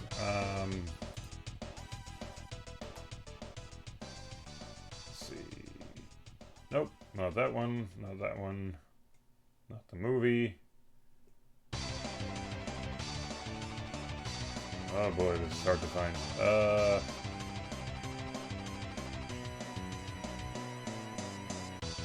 Fighting Edition. There we go. Okay.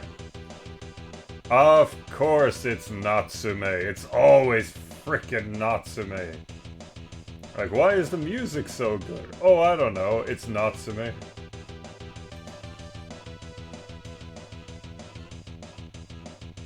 And it's Hiroyuki Iwatsuki, who did... Yep.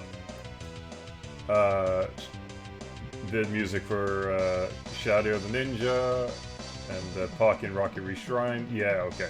This is the Tango Project guy. Makes perfect sense.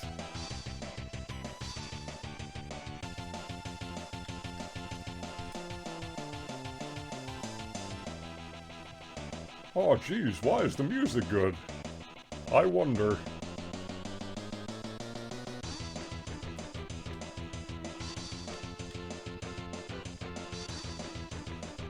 I mean, this is copied directly from the intro music, but I just love this breakdown, though.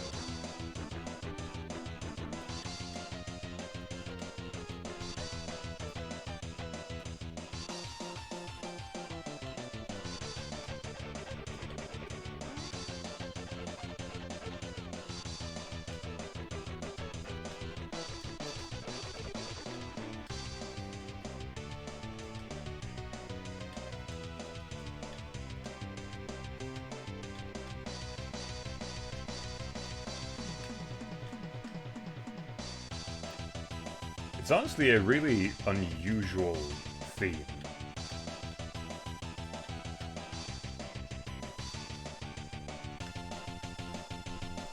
Like, the whole thing is in minor chord, for one, which is not really what you would expect when you're trying to make something that's a like, children's property. I mean, let's be honest, that's kind of what it is. And also the midway bridge in the song, it used a lot of really interesting chords. Now, I don't know music terminology. I just know what works in my head, and it works. Am I late to another Snakepixel stream? You're about 2 hours in. But it's never too late.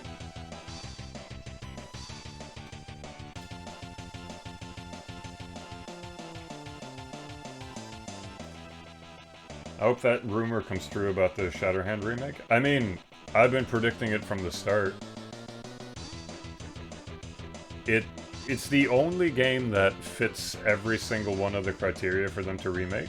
And now that I know that Pocky and Rocky used to be a Taito title, that means that they're open to being able to use that license if they can just convince Square Enix to hand it over. And frankly, I don't think Square Enix has much invested in keeping Shatterhand of all things, so I'm fairly convinced that will happen.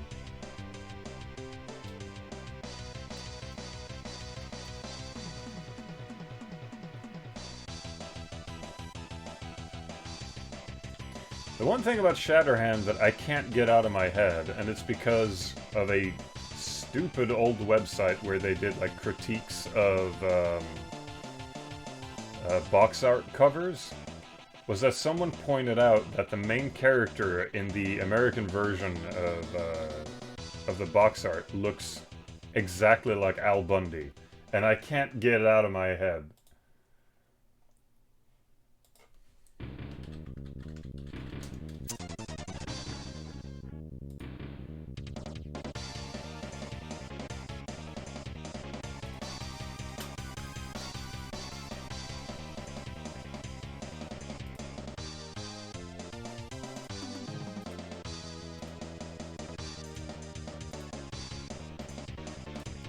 Like, I mean,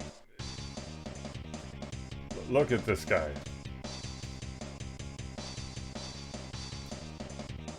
It's like, it is the guy from Married with Children, just with glasses on.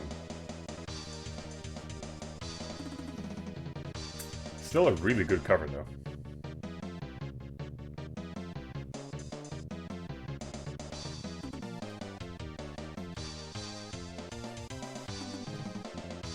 Oh, we made a mistake here. We've been painting on the wrong layer. As is the way.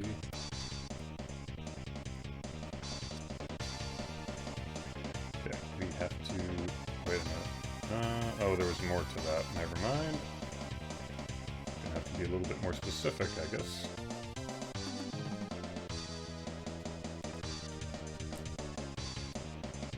There. And then we move you down here, because I think it's time.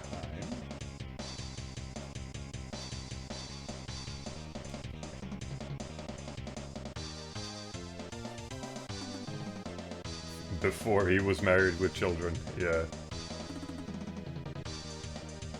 These are the before times of Al Bundy.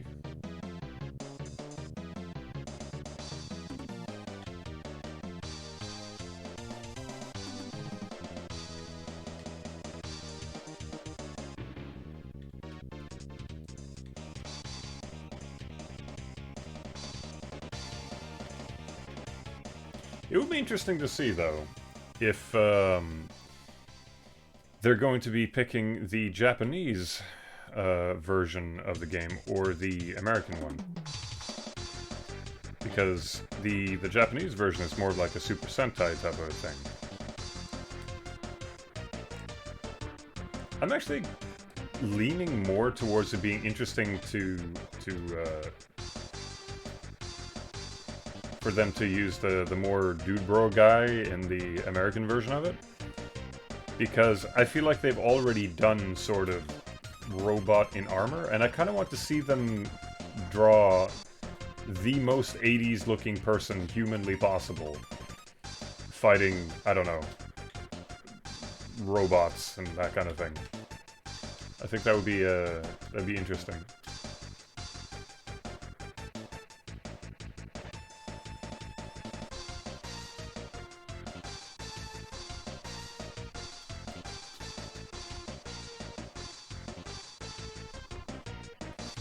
Oh yeah, I forgot there's two more of these guys. I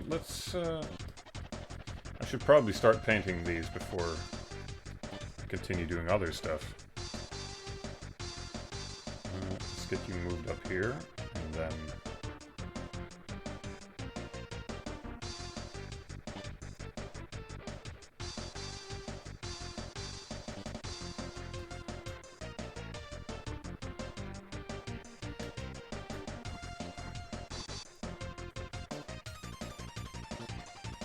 Always enjoy classic video game covers.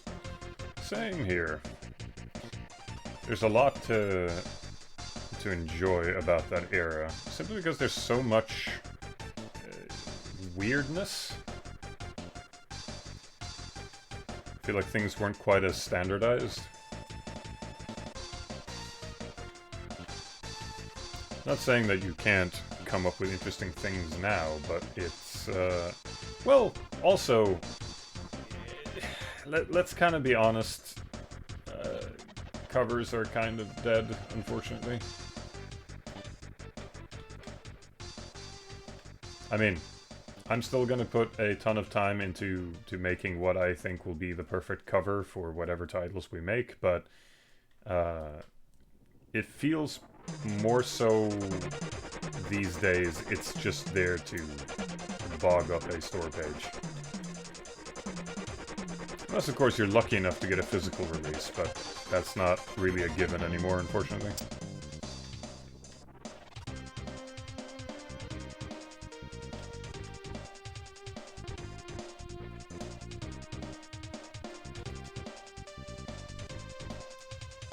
Didn't I have like a...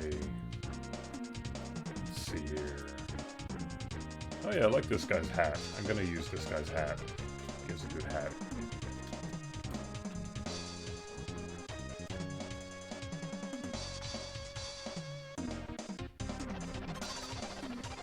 Switch players get real upset if their game icon is bad.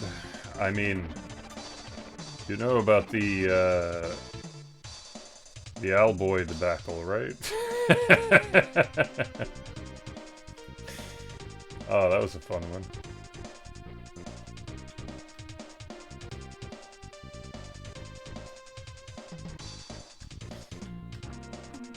Yeah, the launch icon that accidentally got pushed through by our porting group it was ace. It was absolutely fantastic. 10 out of 10. Could not have been better.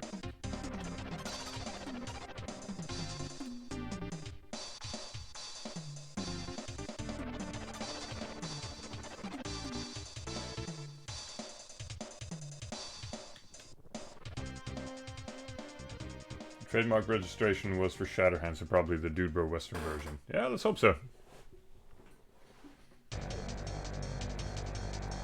Also, hey, Mossmouth. Glad you can make it.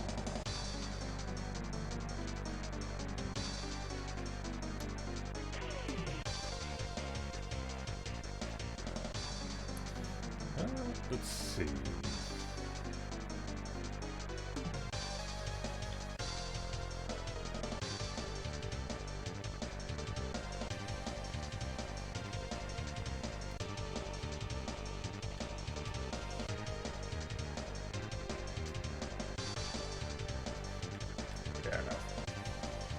I think for the most part, there's a lot of elements that will still stick around regardless of what current trends are. I just hope, at the very least, we still get to make fun things and make entertaining stuff for folks. There's a lot of uncertainty happening in the world right now, and there's a lot of really dumb things happening in the world right now, and I hope that we at least get to keep the fun stuff.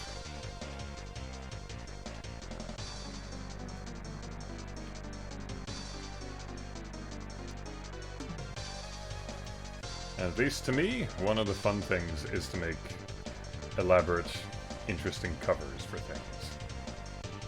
So, we'll see if that still will be a thing moving forward. Let's see. Yeah, that would be good. I can give him a big buckle. Let's give him a big buckle.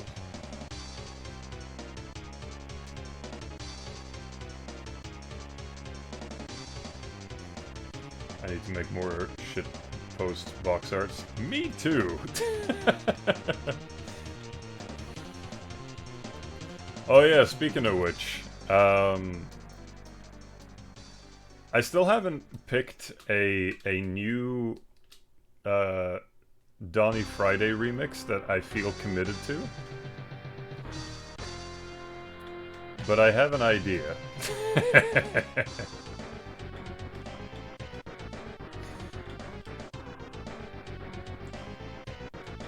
If all goes according to plan, I should still have a day off tomorrow. So maybe I'll put out something.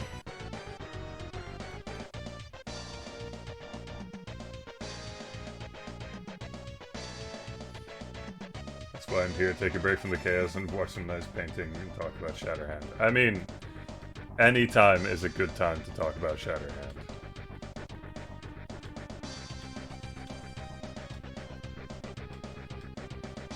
I am really glad, though, that Natsume is finally getting some of their due attention, because they have been overlooked for a very long time. For a very long time, they were just kind of the company that made awesome games on the NES and or SNES. And then they just worked as a support studio for a bunch of other stuff. Like, I'd say that they were up there in quality with the stuff that Konami was doing. It's just, they weren't able to sort of flaunt their name quite as much.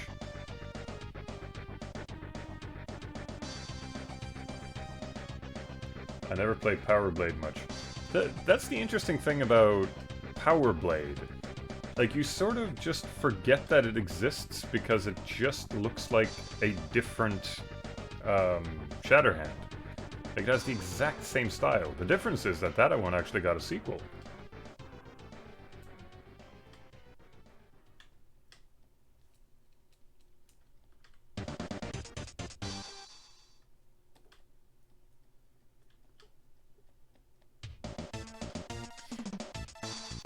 You know what? What was the name of that game? Maybe maybe the people in chat can help me out with that. There was a sort of Konami collection game on the NES where it was all parodies of their different properties. Was it like, I think it was Waku Waku World or something? Something in that vein? YY World. Yeah. That one I kind of want to look into because it's an interesting idea to just take all of your concepts and then just go like, well, how about we just take the piss out of it?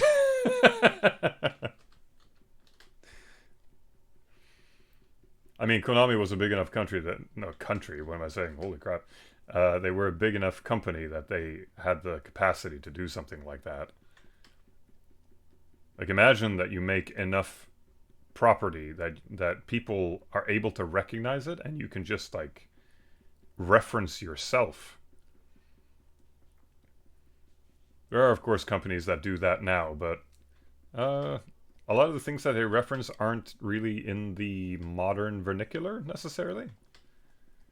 It kind of reminds me of the thing they did with Astrobot, where they're referencing titles and games that they have no interest in continuing development for. And it's sort of like, why'd you do that?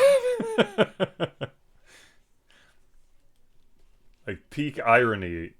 Well, not even irony. I'm actually genuinely angry about this, but that they disbanded the company that made Ape Escape, which I don't care what anyone says was an absolutely revolutionary title, and then put them to make Astrobot of all things, and then they put Ape Escape as a reference in there after they shut that studio down. Just, are you serious? And they're standing next to a character from Bloodborne. It's so grim. That whole thing is just a mess. Oh yeah, Parodius. Holy crap, I love Parodius. Like, yes, it is a bit raunchy. We cannot get away from that. But at the same time, it's a really interesting title in the sense that, again, it's just taking the piss of all of it. Like, it's just such a charming title and really well done too. So much variation as well. Alright, I'm open to suggestions for soundtracks. In the meantime, I'm doing a remix of Pseudo Regalia by John J. Tay, because I like it.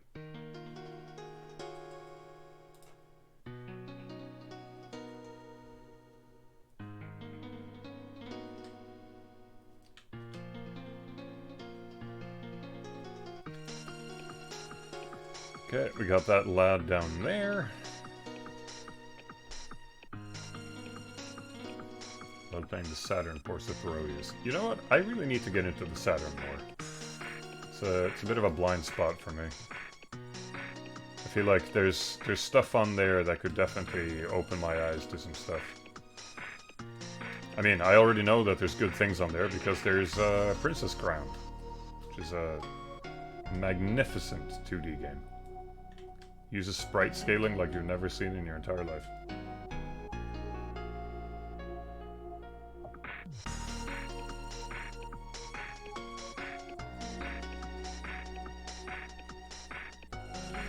Okay, we need one more guy.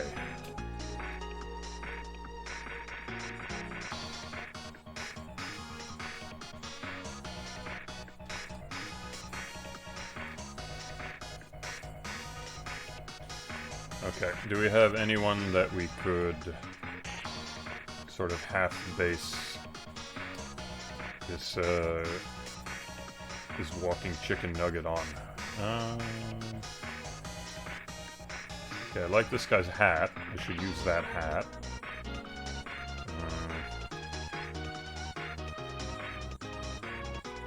You know what, let's do a little bit of mixture, because I like these pants. So let's do that with maybe like the bobs on that. That's good.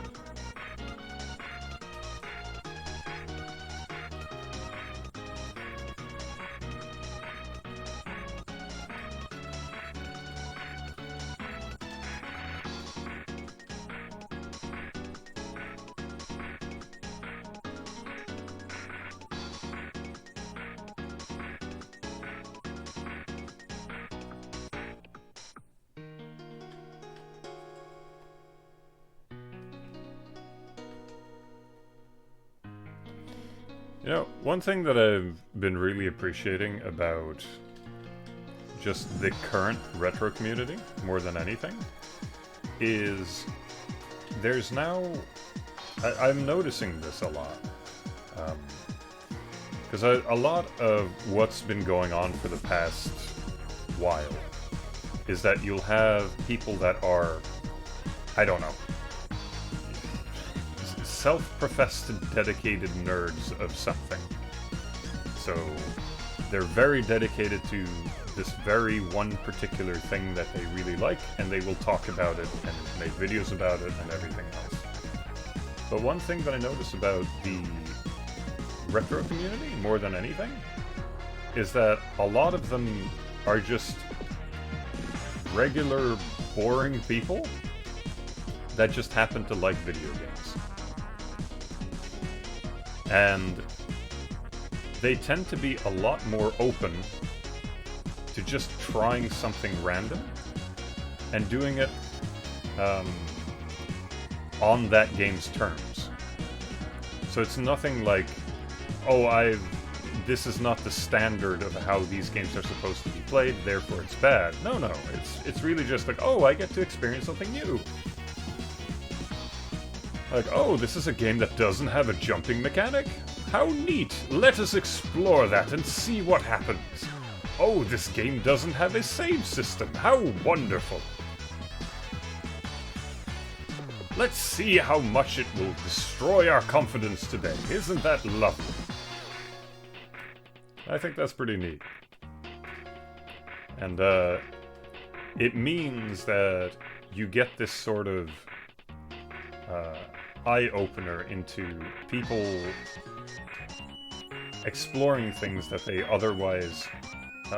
if this was designed for, I don't know, some sort of YouTube playthrough or whatever, probably they would just declare it as awful and then immediately give up. But in the retro community, they don't care. They have all the time in the world. They have jobs and kids and everything. They don't have the time to sit there and complain.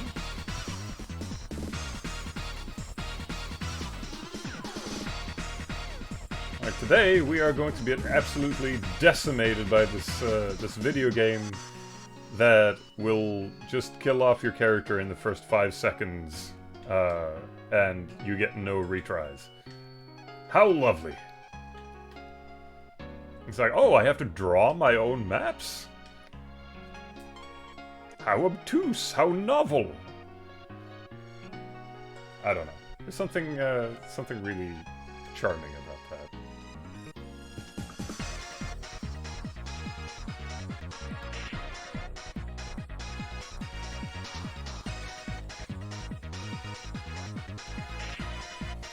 People think games should be solved today, plus there's much more games should adapt to me mentality. Oh yeah. Yeah, no, there's a lot of that. Like, of course, there are things that you can do to sort of mitigate the process for people that struggle with things, but I do think it's important that we're able to maintain sort of an air of allowing games to just be themselves a little bit.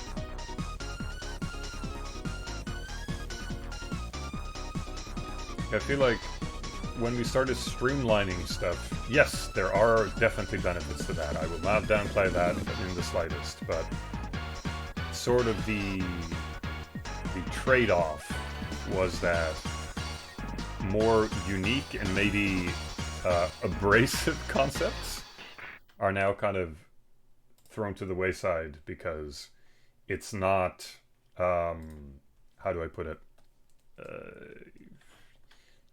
It's too cruel for people. And I don't know. I like the idea that people will want to engage with something that maybe tests their patience a little bit. I think that's a nice goal.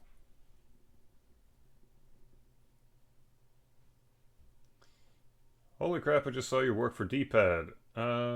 Did you work on Savant Ascent? It's one of my favorite games. Yeah. I'm the artist for Savant Ascent. I also designed the visual profile for Savant and the albums. Don't do that anymore, but at least back then. So yes, welcome to the chat. It's not often that I stream, but I do stream every once in a while. What is this? It's coffee. Thank you! It's decaf for anybody concerned. My wonderful spouse brought me decaf. Thank you. The dark house. Okay, sorry. Damn it! What? Sorry, wire keeps getting stuck. Goodbye. It's alright. It's alright.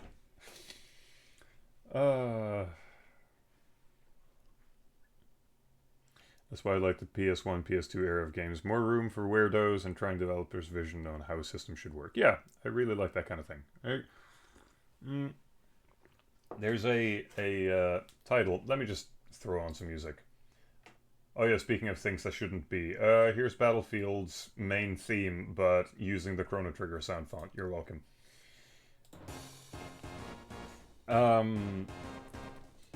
One of my favorite examples of like weird fighting games that just died off that I wish had more attention. I forget what the name of it is, but someone in chat will definitely give me the name.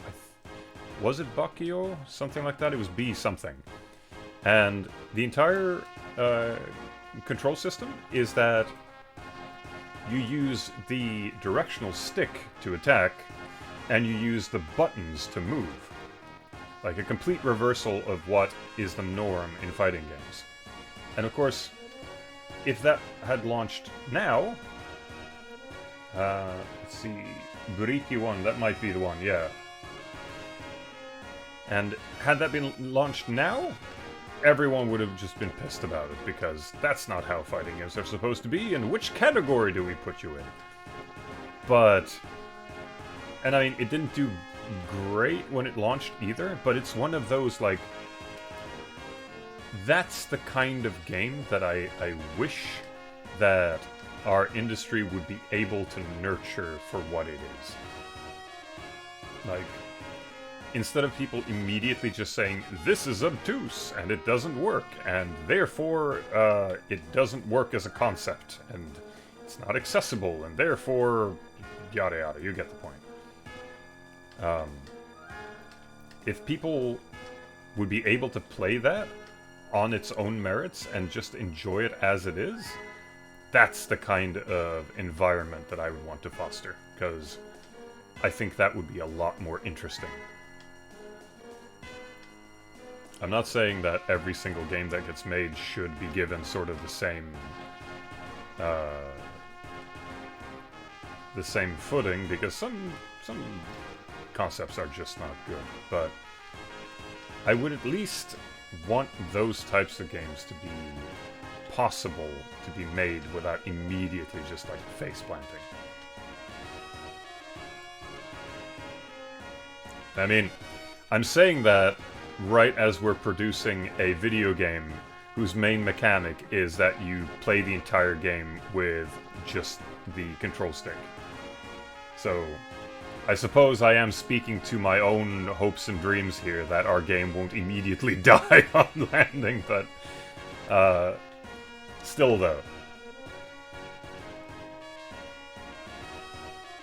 I mean, of course I would want our game to succeed, because it would be nice if we didn't have to eat pasta for the rest of our lives. But I also hope that that success could extend to other people, where fun concepts could live on their own merits instead of having to sort of play off of everything that already exists. Alright. Does that look good? Well, it at least looks acceptable. I think I'm fairly happy about that. Alright, let's hit save on that. Let's see. What else could we play for a soundtrack? I'm running a bit dry, I'll be honest. Let's do a classic. Let's throw Ted Enigma on there, and then I'm sure that I'll think of something else.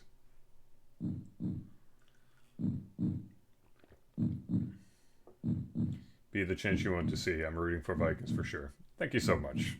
That's really kind of you.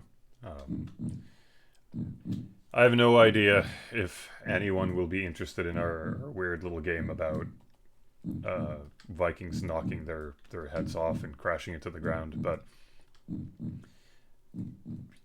you have to keep some optimism, you know?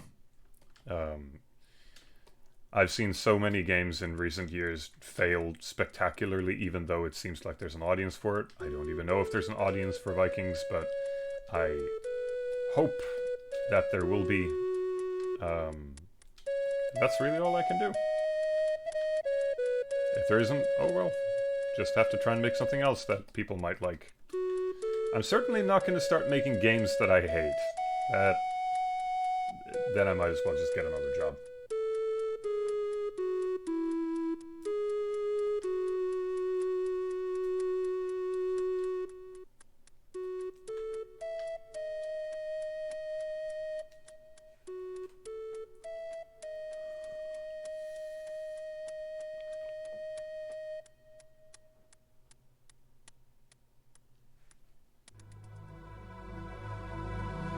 I'll be sure to buy the Viking game. That's very kind of you. No pressure. I'm not saying all of this just to get like empathy or anything. It's really just, it's been on my mind a lot.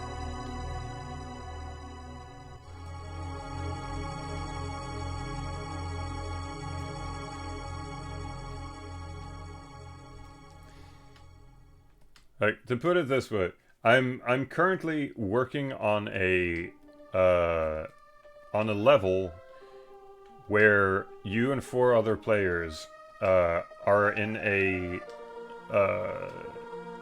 canyon at sundown, piloting a one-wheeled rail cart that shoots another rail cart in a duel with giant cannons piloted by balloons.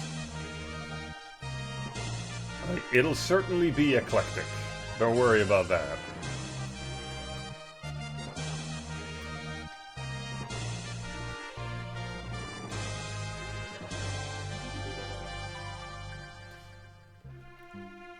see here. Just for fun, I'm gonna add a little bit of water here because I think it looks neat. Whoop.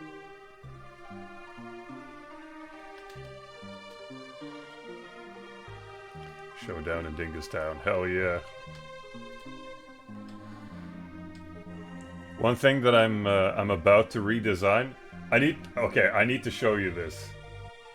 Cause okay. I do all the art for these games. Because well, not even because I just do all the art for these games. But Joe has to make temp assets for the stuff that we prototype.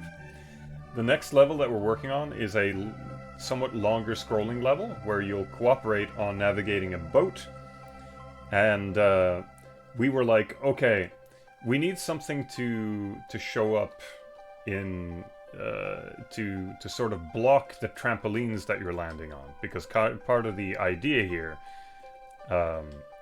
is so far in the level we haven't had anything that blocks you from being able to move around. So we thought, okay, that could be interesting. You're stuck on a ship. Something blocks your path. What could that be? How about a pufferfish? Because it's sort of balloon-like, right? And all of the characters are balloon-like. So Joe quickly temps up an enemy, and it looks like this. And I'm so ready to redesign this guy. I love him. This is gonna be great. And then later in the level, he'll pop up in a puffed up form, because you have to dodge his like big balloon form, and now it looks like this. Oh my god. Joe has this knack of making just giving the characters, when he sketches them up, just this little extra trait. I am absolutely keeping the chapped lips. I want this fish to look like it has never seen moisture in its entire life. That mouth is gonna be dry.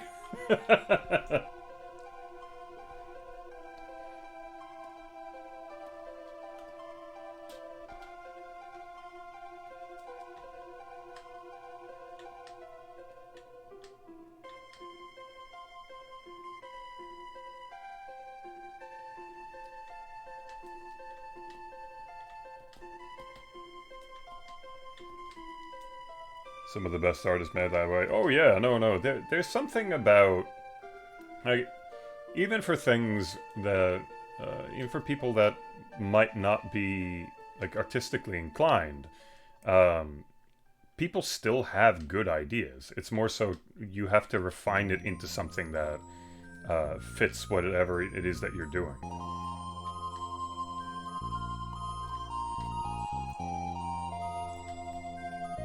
I remember the people that worked on Animal Crossing did something similar.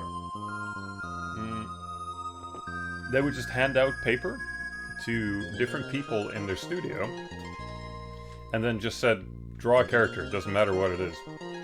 And even if the art wasn't perfect, or the idea wasn't fully fleshed, it was a fantastic jumping off point, and that's where they got a lot of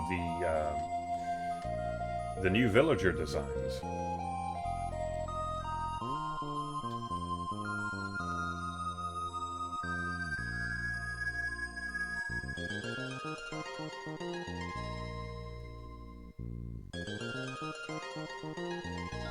Let's see, Red Book audio from a X2800 sim game. Alright, I can take a look at it.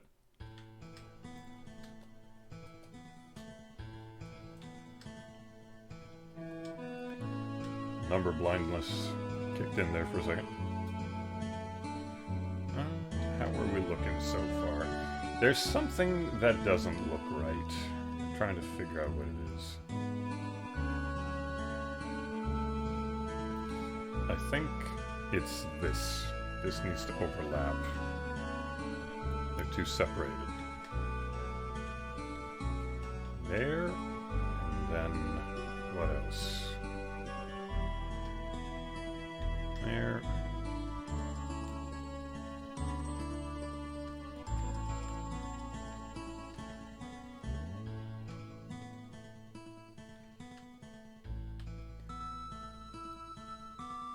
Leafy mossy scenes are so fun.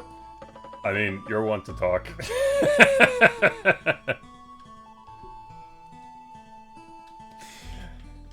Yeah, no. I mean, I'm biased. That's what I've been drawing most of my life. It's just like, what's that the joke that I keep doing is just like half of my career has just been drawing grass and rocks, because that's like 90% of what video game development is. Like if you work in 3D, it's half your career is going to be making crates. And it's not that there's anything wrong with that, but you better be good at it because you're going to be doing it a lot.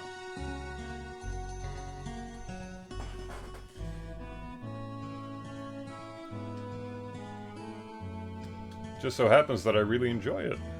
But there's something... Okay, when I started this live stream, I said that I was working on this because it's pretty much the easiest thing that comes to mind.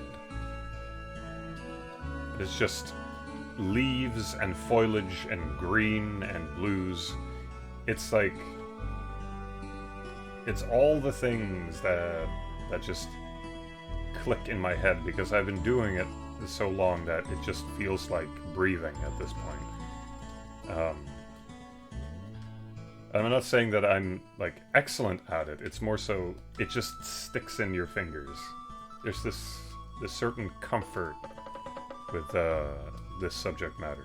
And it's also very familiar. Like all of the Explorer paintings that I've done, it isn't because I had some sort of deep story that I felt like telling. It was just like, it's really comforting to paint grassy landscapes sometimes. And sometimes you discover things when you do that.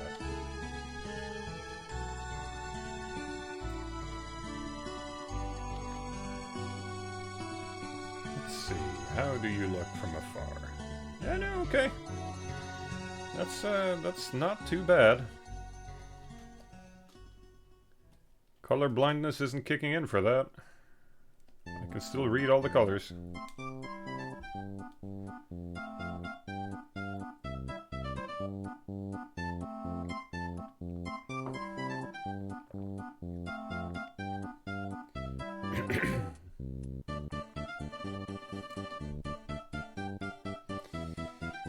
Simpsons writer talked about forcing himself to do a rough first draft, as that's easier to work off of and refine. Yeah. I mean, I've said this before, but I define myself as a fixer more than anything else.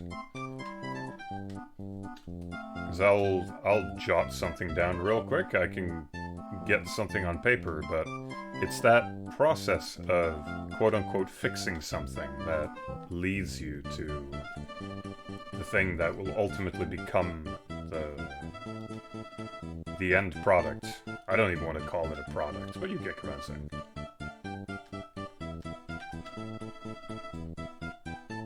End result. That's a better word for it.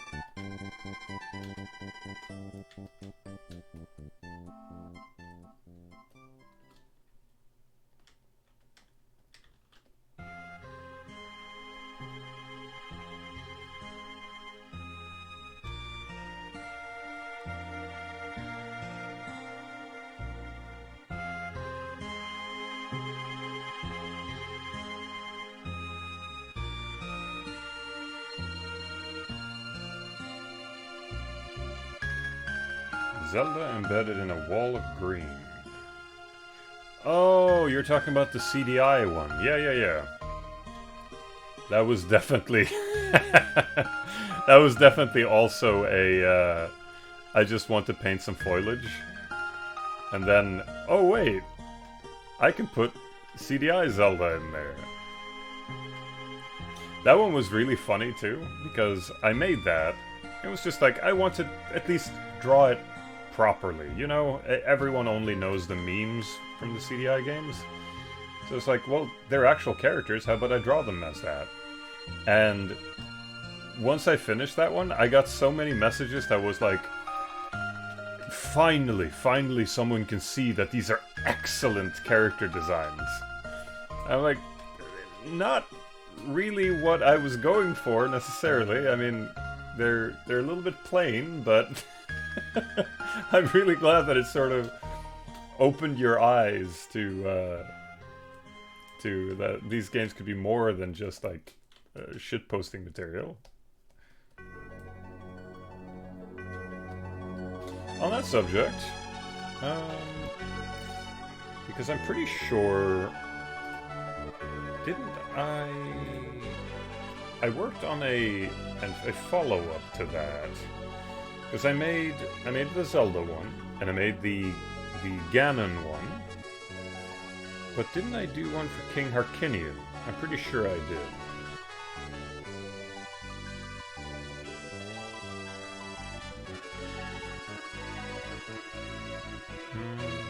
Oh yeah, here.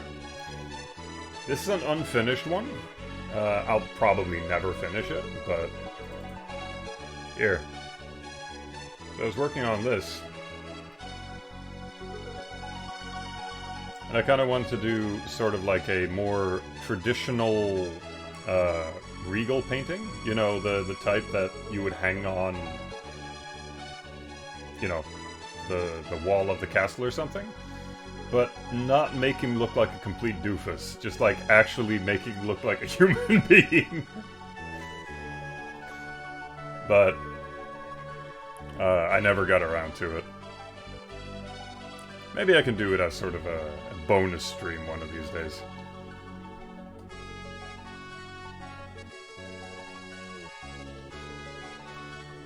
Renaissance oil painting of the king, yeah.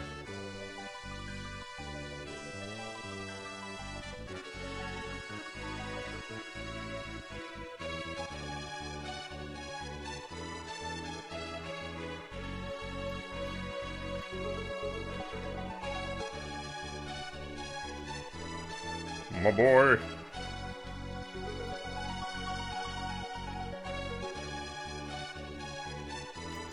I think it's really interesting about the CDI stuff because it's part of the reason why it feels so jarring now is because it's sort of it was emulating a kind of feeling that was already kind of dying out by the time that game came out, which was this like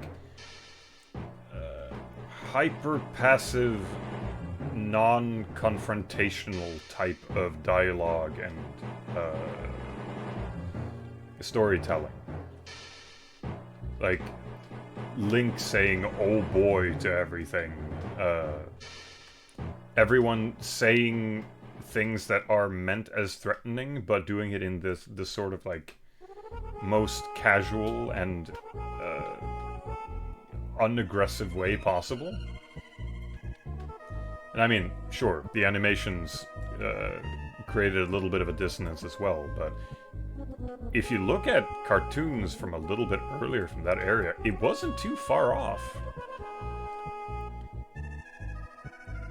I think it's really just that when the actual game came out, nobody was really paying attention, and then people rediscovered it way after that whole feeling had moved on. Like, nobody made cartoons that sounded like that anymore. So you sort of, you lost the reference, more or less.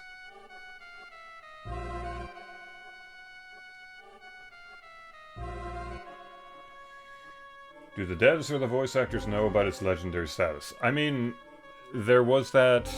I mean, it's not a clone game, but it certainly was trying to capture the same audience. I forget what the name of it was. It was an indie game.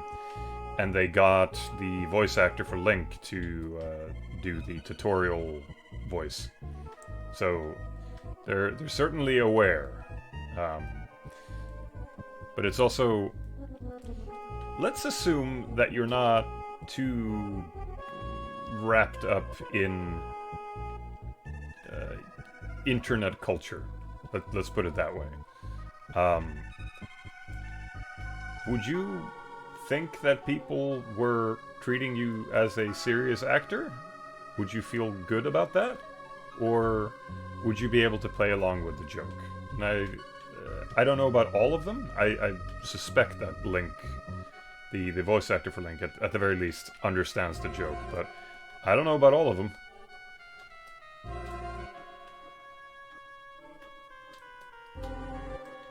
Like, imagine having to be that for the rest of your life. Like, that is your only legacy in acting. And you're like, I wish someone would talk about my other roles, but you can't, because you were Ganon in that one spot, and if someone finds out who you are, then they're gonna start referencing YouTube poops. I don't know.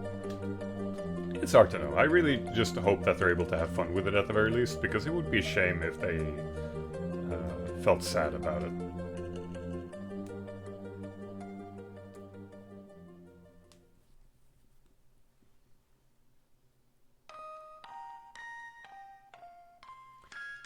We looked at some of those cartoons by the same Soviet studio, something, the dragon with the weird zipper transformations.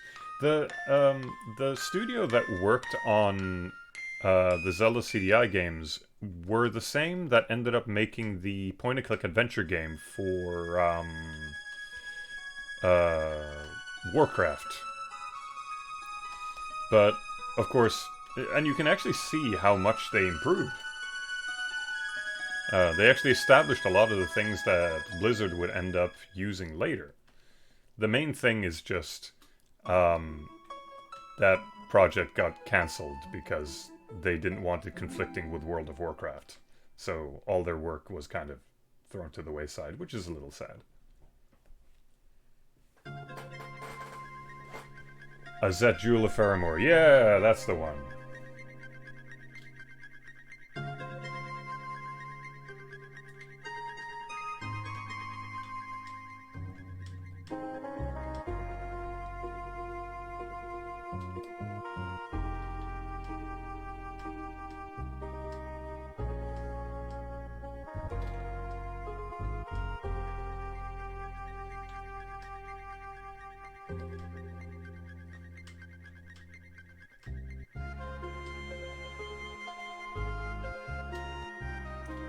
Just have to embrace it. The alternative isn't going to do you any favors. Yeah, I guess it depends on what kind of person you are.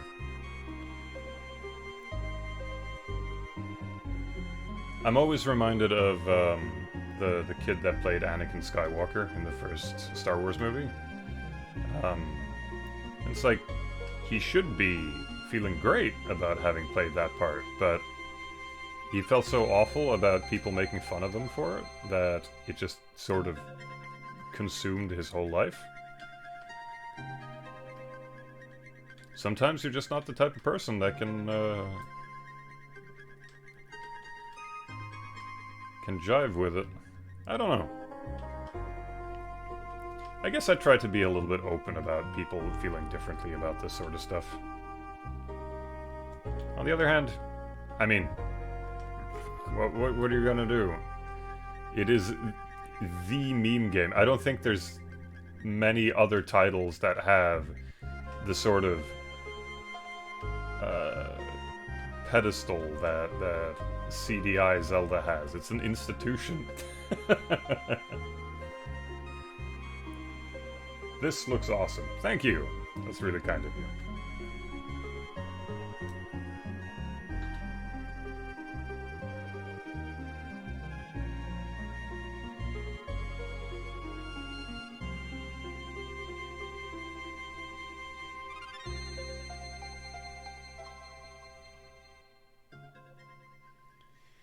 It's a wonder how many devs bounce back after having work either shelved or hidden due to NDA for all eternity. I mean, yeah, it's definitely tough. I mean, Deepat Studio has quite a few titles that we haven't launched simply because of difficulties. So I know that whole thing very well. And it is tough. Just, there's a lot that you have to deal with both mentally, and of course, like, not everyone is in a good financial position to be able to just tank that hit. Sometimes stuff not working out, well, that's it. You don't get another shot. So, I guess that is my encouragement today, to, like, support the things that you actually want to continue existing. Because, I think every single one of them will need that backup.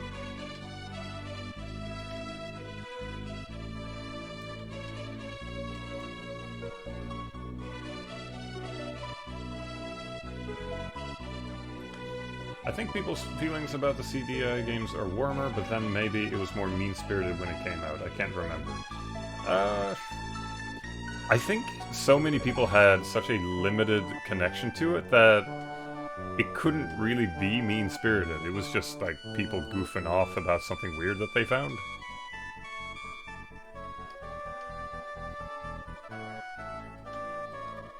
I mean, people have certainly made interesting things using Zelda CDI, but I don't think a lot of it is necessarily negatively charged towards CDI Zelda in general, thankfully.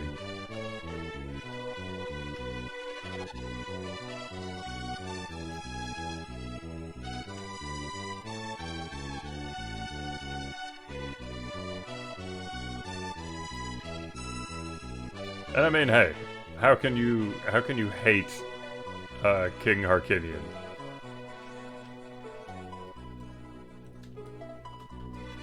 He's an absolute lad, and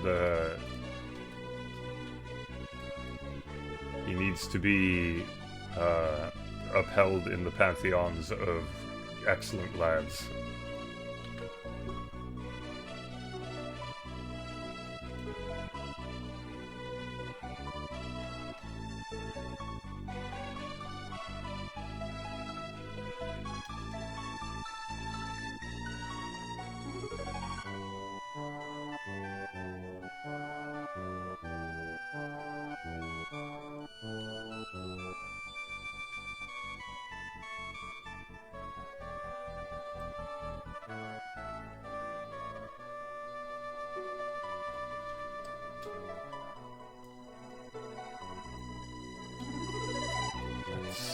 Here.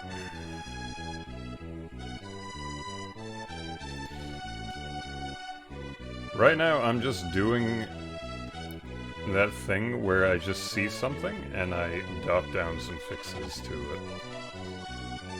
Not really any rhyme or reason at the moment. I'm just seeing whatever seems to stick out, and then I put down a little bit of an edit.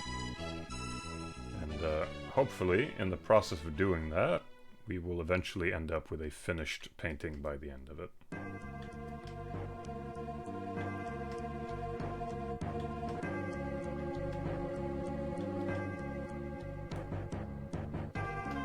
Is that too distracting? Nah, that's fine. That's fine.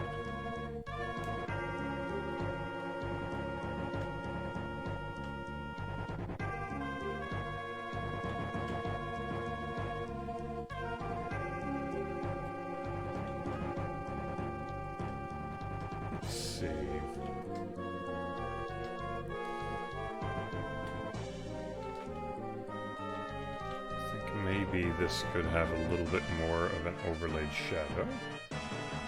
There we go.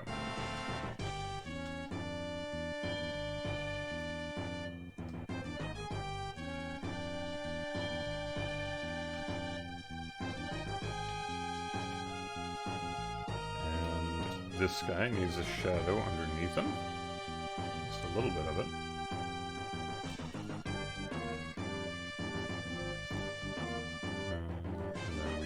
Extend that into the actual sprite.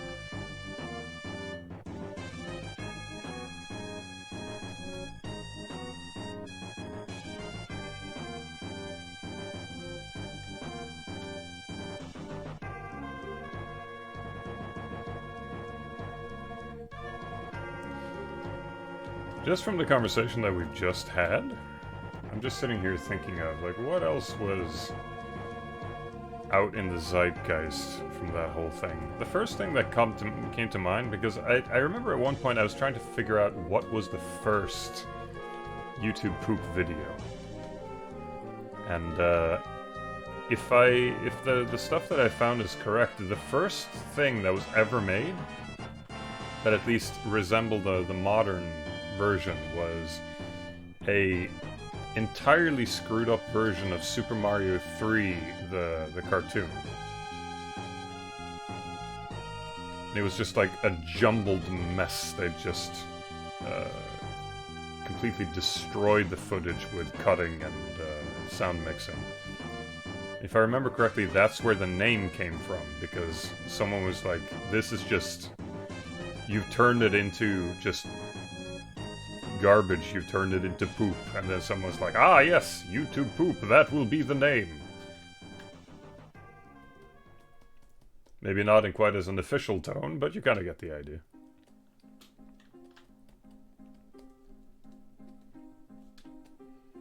I do like the idea, though, that there's sort of like a council of people that are out there to declare random things.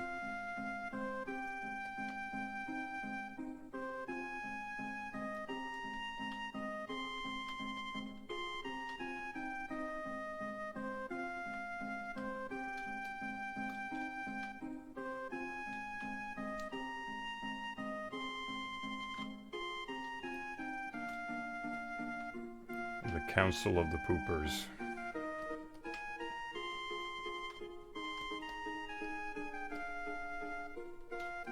That feels like something that's on a block list somewhere.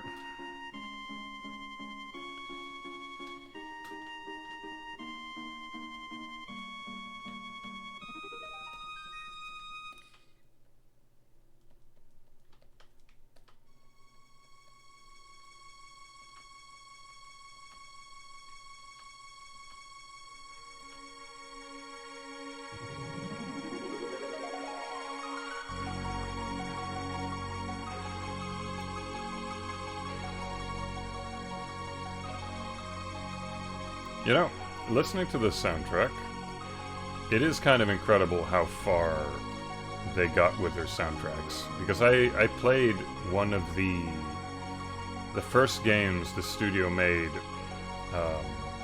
because their first one was ActRaiser, which admittedly was, for a debut game, really good. But then they made, what was it, Soul Blazer, which I think is the first game in that's sort of tied to Terranigma. And the music isn't bad, but it's simple. It's very simple. And then you see how the studio evolves and changes and sort of perfects how they present things. Until you finally get to Terranigma, and then you get compositions like this. I don't know, it's really nice to see.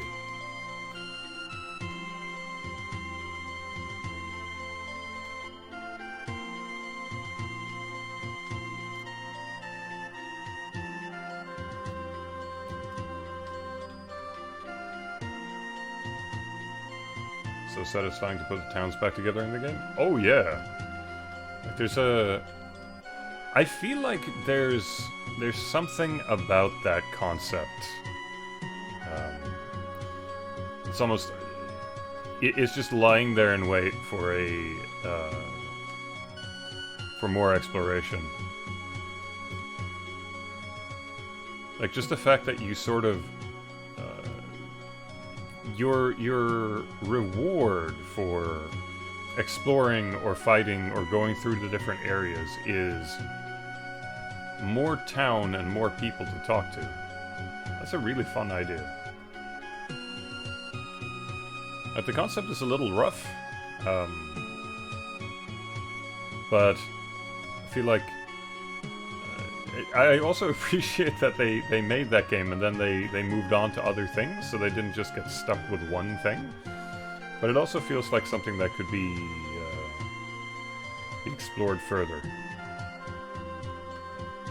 Then again, I feel like that's been done in a different title. I just can't think of what it would be right now.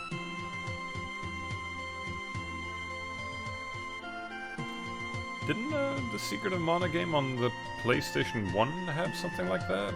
Or am I misremembering? It certainly had that you could pick your own path, and then, depending on which path you took, you opened up sort of like a new landmass that you could walk to, but I don't remember if there was like a town expansion thing there.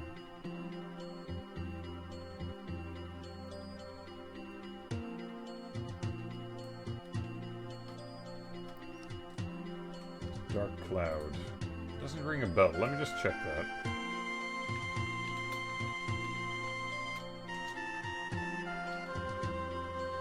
Oh, yeah.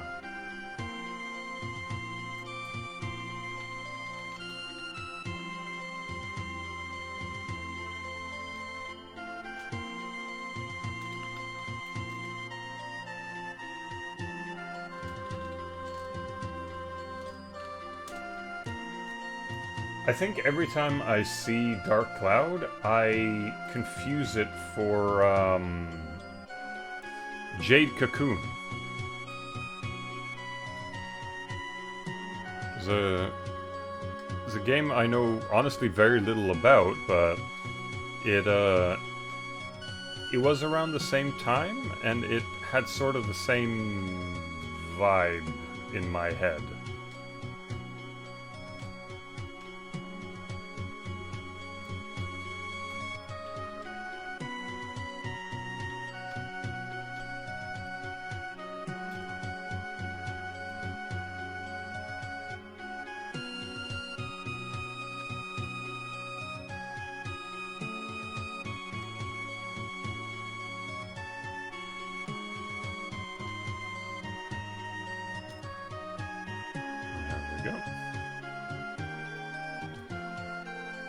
Oh, what's that? My Norton has run out. Wow. Thanks, Norton. I've been trying to delete you for years, and you just keep coming back. But apparently my protection is gone. Boy, oh boy.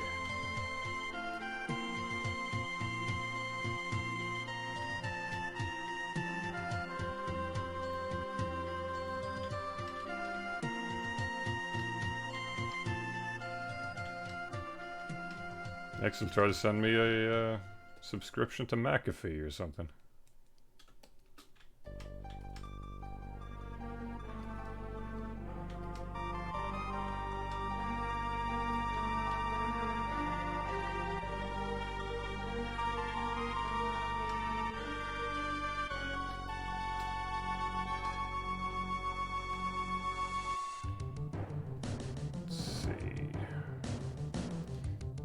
Feels a little bit like a... Oh my god, what are they called in English again? Blå klokke. It's not a blue bell, that's something else. Oh well, it is a roughly bell-shaped plant that is blue, but is not a blue bell. I will draw something in that vein.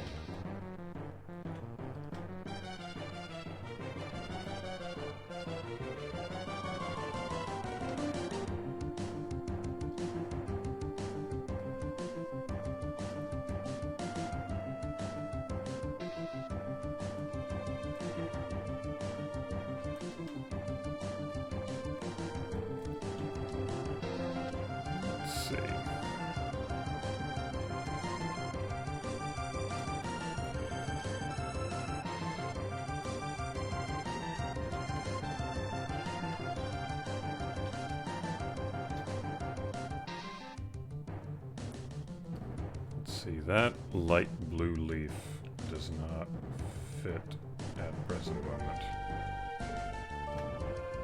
I gotta fix that.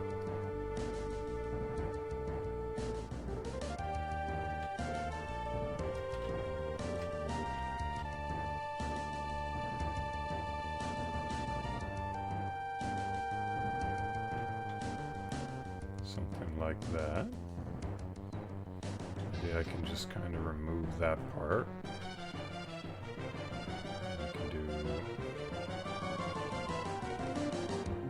Or this kind of a thing, maybe? You can all stick out from underneath that leaf. Hey.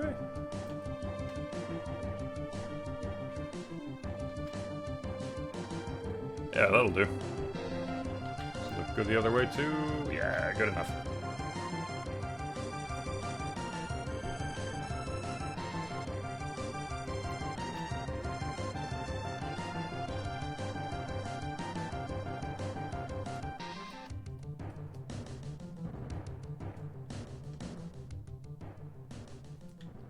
Otis has been dancing for 3 hours? That is correct. Maybe he needs a break.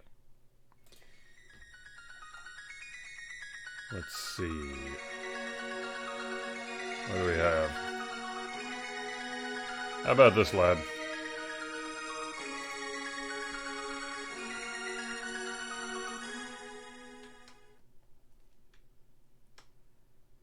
He'll get there eventually.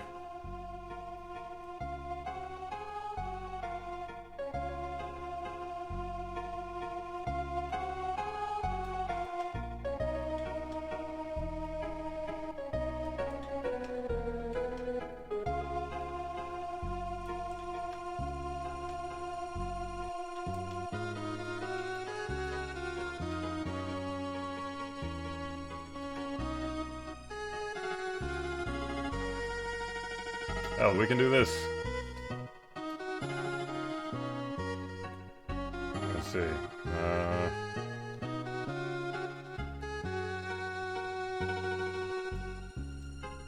And then...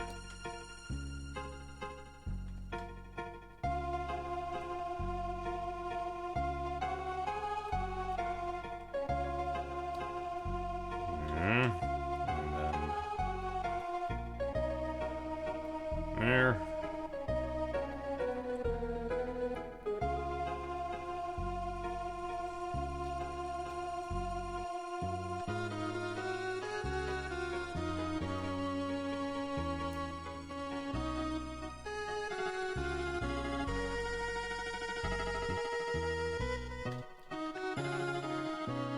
All right, buddy. Get the carrot. Get the carrot. Can you get the carrot? Almost. Almost. Almost. No. No, not quite. Oh, no. No, it's getting away. Hold on. Oh, it's getting closer. Oh, you almost got the carrot. No, no. Oh, no. Too far away. Eh, no. Eh, oh.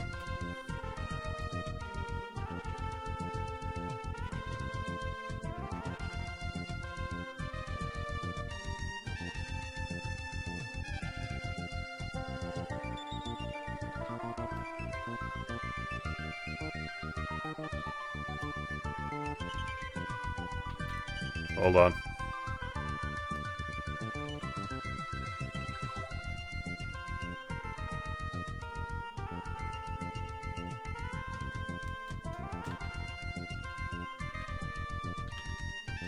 Hold on.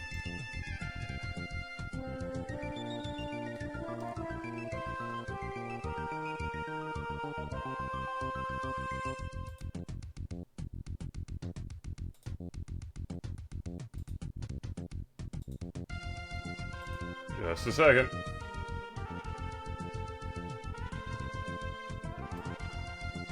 Just a second.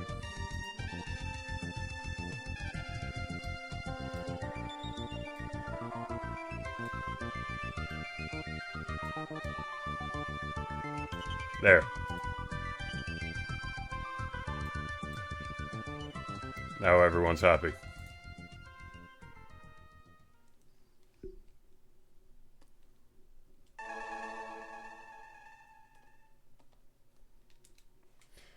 Okay, so Adrian had a suggestion for a soundtrack. Let me just very quickly scroll all the way up because I saw it here somewhere. Alright, there we go.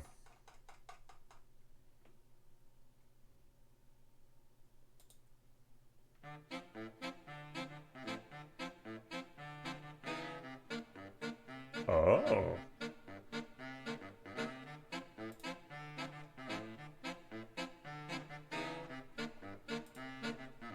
Alright, I'm down.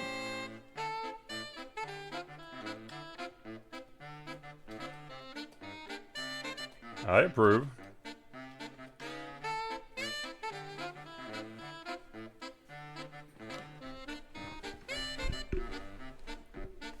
Is posting a clip link okay? Sure. As long as it's not something bad, it's fine.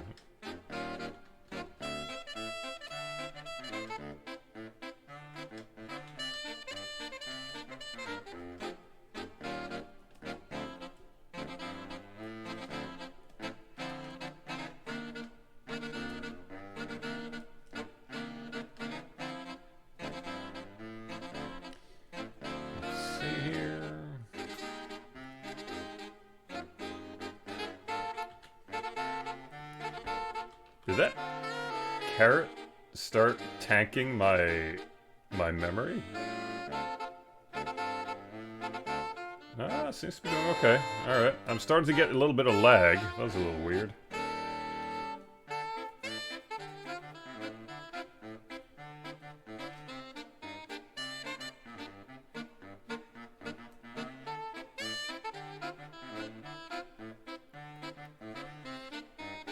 It's not even remotely the same music, but I'm getting the same vibes from this that I do from, oh my god, what is the name of that game?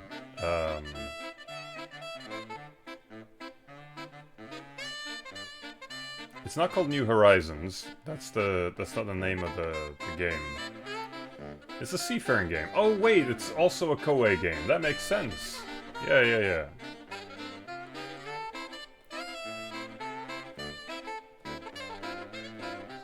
No wonder they sound similar.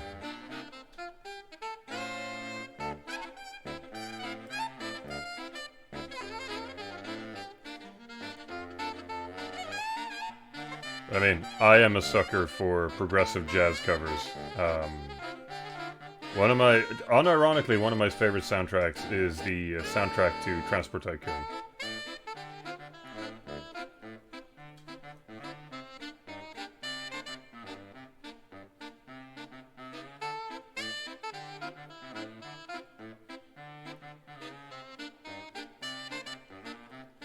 Hold on. That isn't properly in the mouth area. There we go. There we go. Now we got it.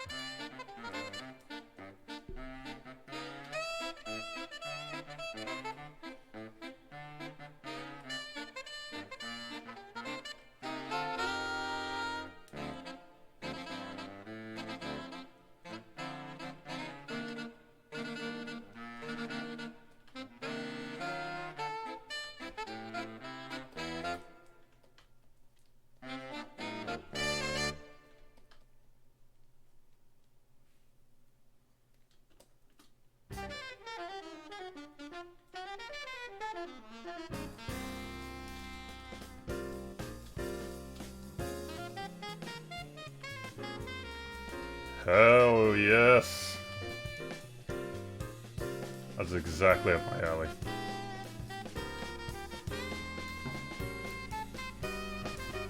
I don't care, just put a saxophone in it, it works.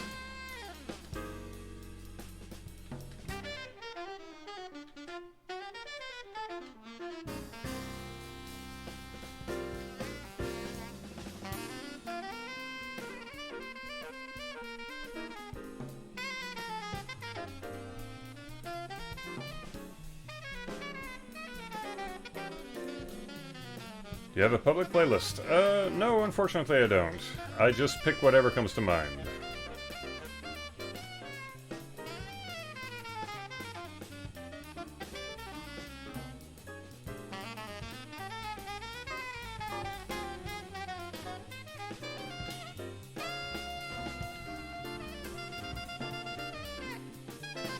Frankly, I really should, because I keep coming back to a couple of classics.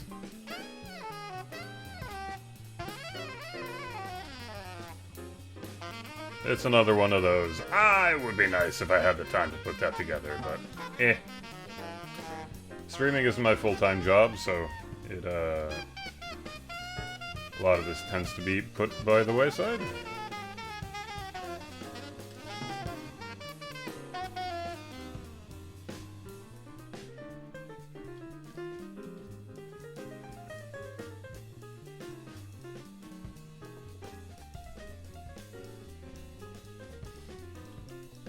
Frankly, if I was doing any sort of work while I was taking your streaming, I would just be talking about the new game that we're working on. But there's only so much room in the day. Though I suppose I could share this little part. Let's see here. Where did I put that lad? Oh yeah, here it is.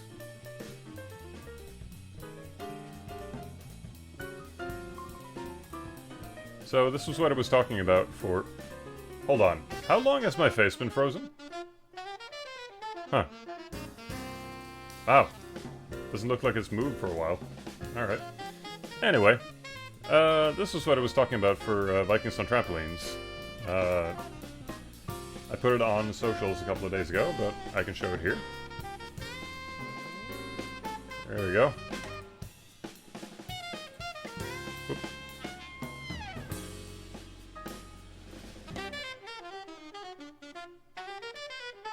I would like to set that to be looping. There we go.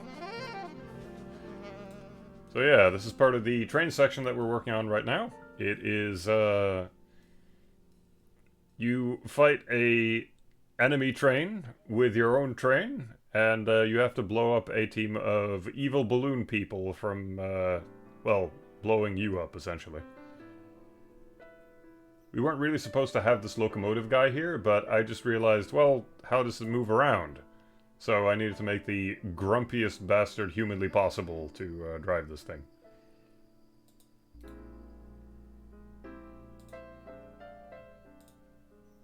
So, things are moving forward.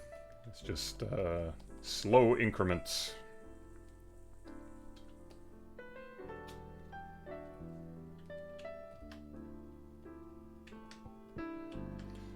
And even though I can't really talk about it here because it's technically NDA, we will be showing off more stuff from Vikings and Trampolines on the live show in not too long.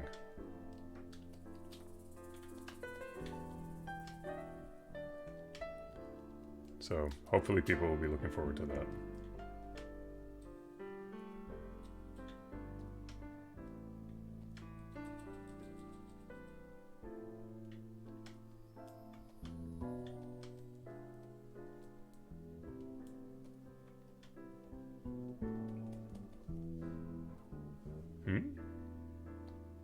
Why can't I change that? Oh, it's because I painted on the wrong layer. Ain't that just the way?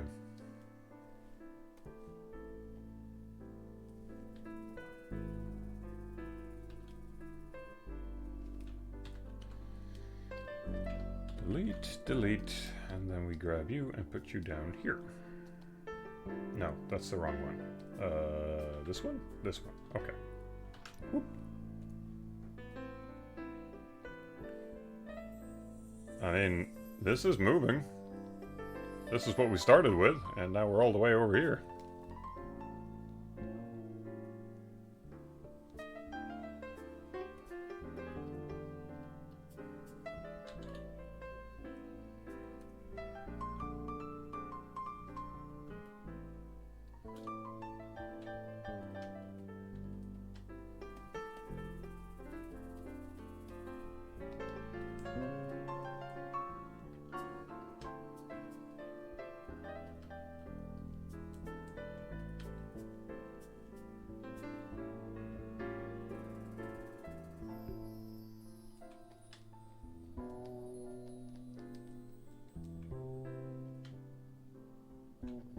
Oh yeah. If there's anyone from the Owlboy Discord here, also shoutouts to the Owlboy Discord, I have an interesting challenge for you.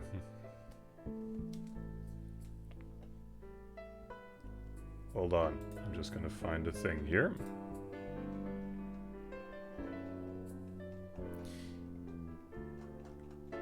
Because I found this frame from Biffo the Bear from, I think it was 1958.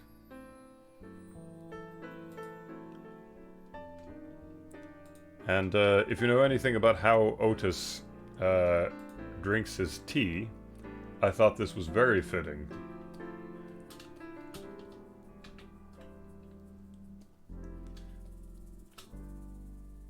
There you go. There's a redraw potential for you.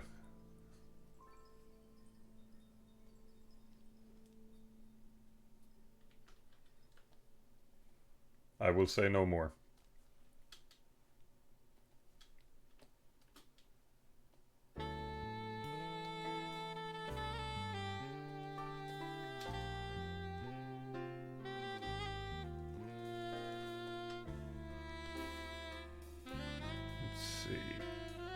So we need a little bit of reflectivity.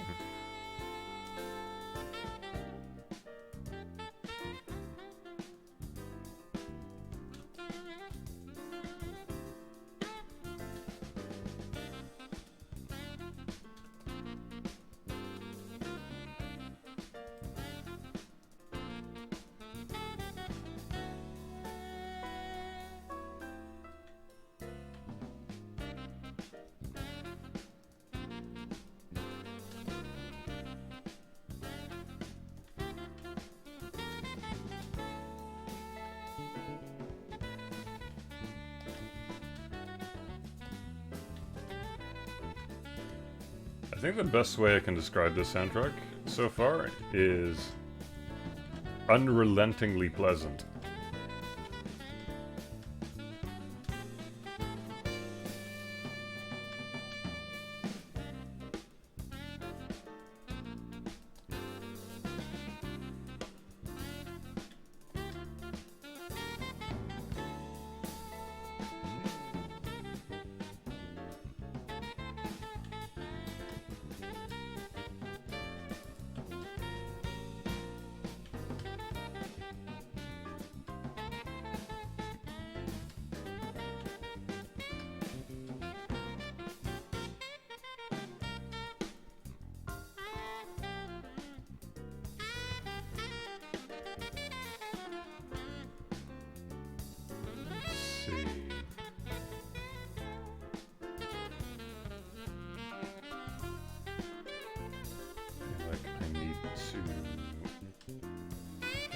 This a little bit. Yeah, that works a lot better. Okay. Yeah. We're getting somewhere here. That too, though. A little bit too sharp, I think.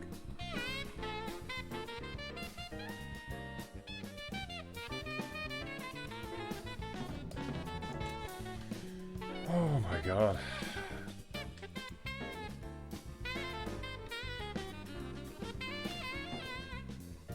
Don't you love getting updates from the programs on your computer and then it blocks off your tablet so you can't paint, and then you have to reinitialize it so that you can paint?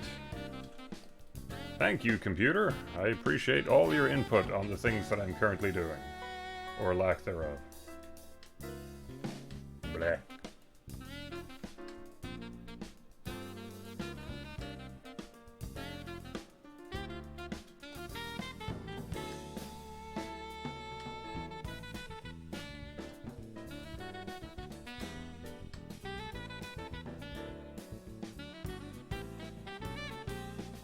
Hello, this is looking lovely.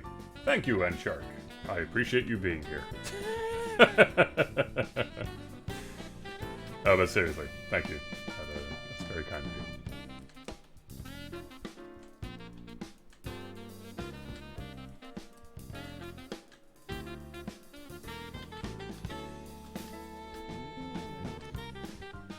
Let's see.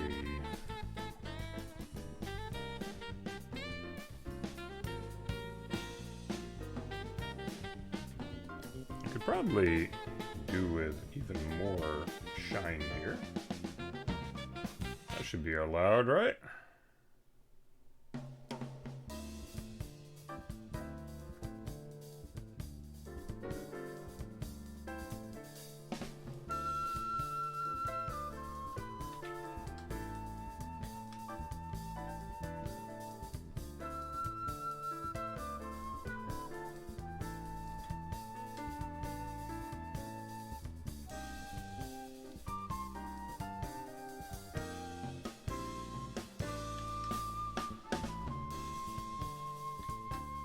Of all things, this soundtrack is making me want to listen to the Maui Mallard soundtrack.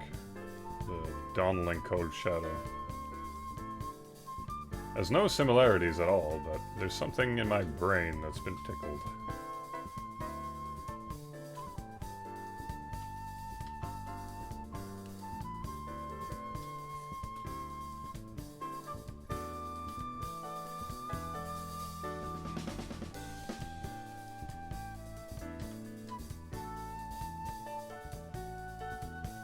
Let's see. Hold up. Wait.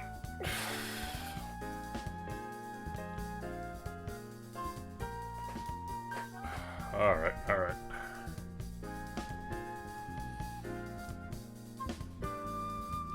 Oh, this is progressing pretty fast, I'd say.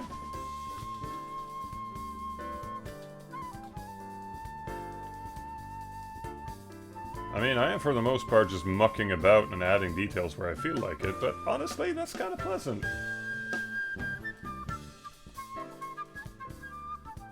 How long have you been going now? 3.5 hours? Not too bad, not too bad.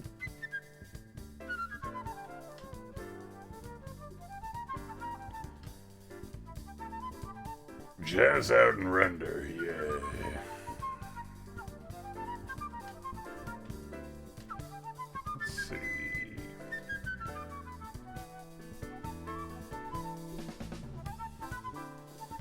About right.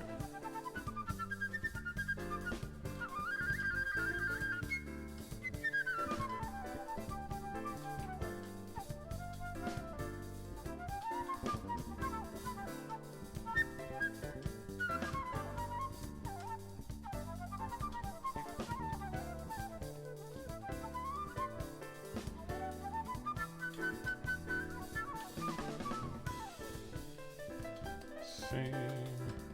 Little bit of water.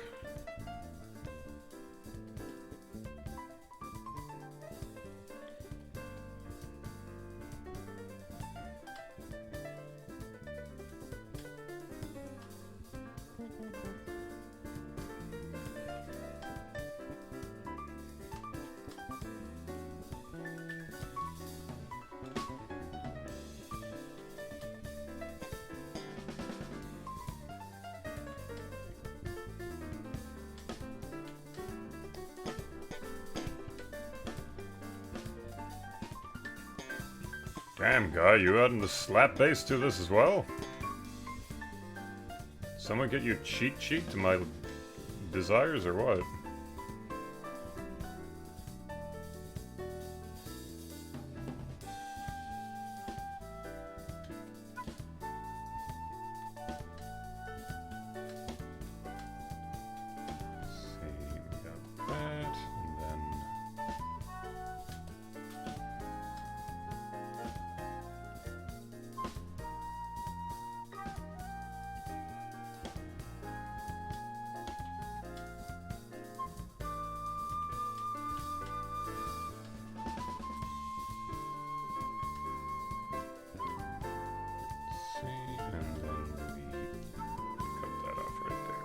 That looks alright.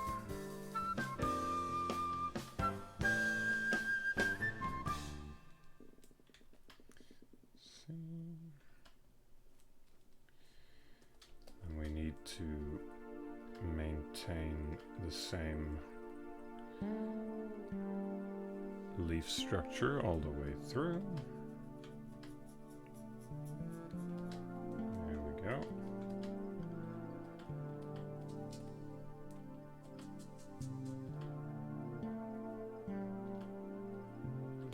That's what it is! I was thinking of what the name of the game that this reminded me of. Uncharted Waters, that's what it's called. Uncharted Waters New Horizons on the SNES. Well, it also had a PC release, but you get the point.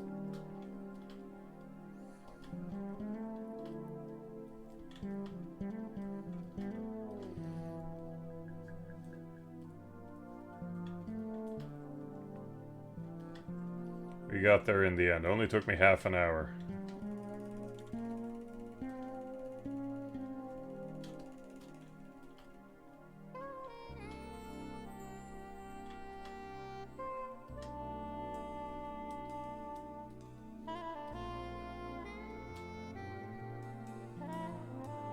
Let's see.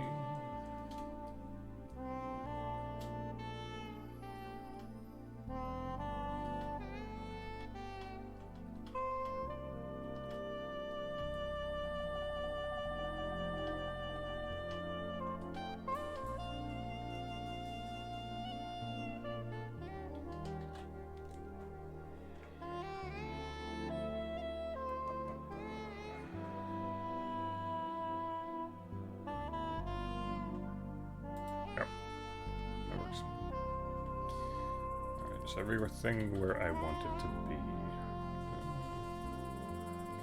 Maybe I should pull this one down a little bit further because that feels like it's a bit too close. Yeah, something like that.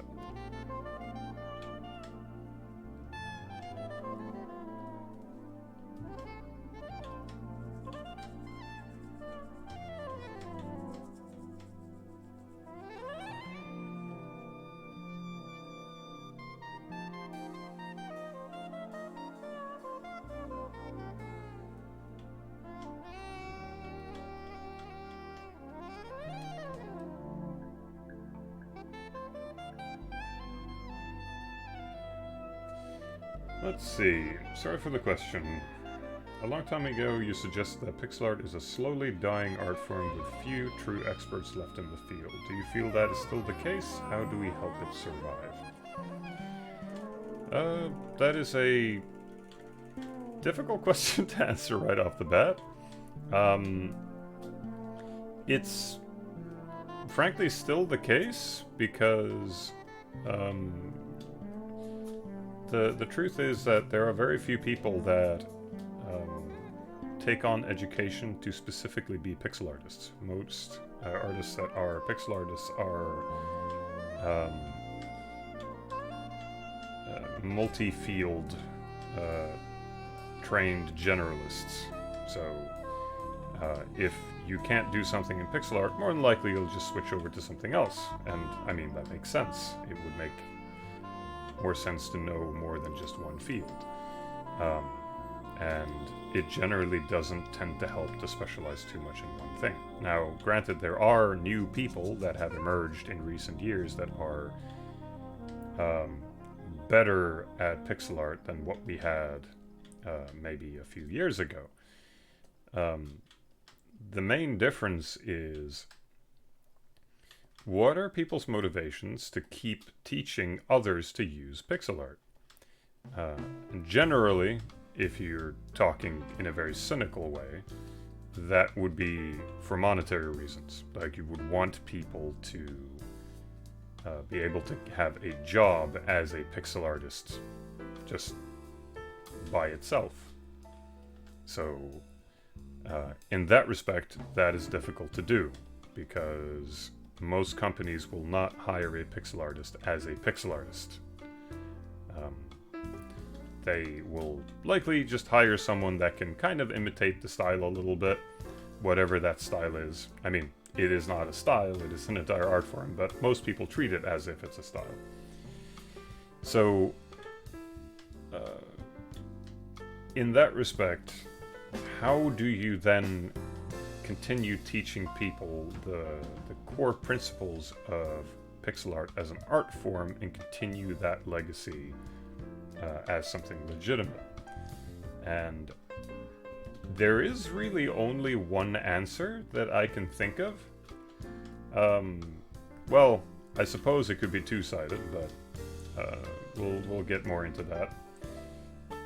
Of course, if there is a new venue where very specifically pixel art is valued and appreciated over, more half-assed attempts, I guess, then that would maybe maintain things a little bit, just from a pure monetary standpoint. But the other thing is, you would really need to get pixel art into general education, like as an actual field within schools. Because that is the only way that I think that people would major in pixel art as an actual venture. Whether or not this will continue, because there's no real application for it, I don't know. But step one is that you have to teach people what it is. Because frankly, most people are not particularly well versed in what pixel art is, how it is used, and what its benefits are. And I also think, truth be told, even a lot of the people that used to use pixel art back in the day probably haven't done a lot to maintain that as an art form either. For a lot of them, it was a means to an end. So we have done a pretty poor job at maintaining it as a sort of historical thing. And part of that is because pixel art is unfortunately intrinsically linked to screens, which means that it's difficult to maintain as something that people can display, because it requires you to have a digital component, and that means that it's either expensive or difficult to show that off in an official setting. So that is definitely a struggle, and I think it's a struggle that we're going to continue struggling with for some time.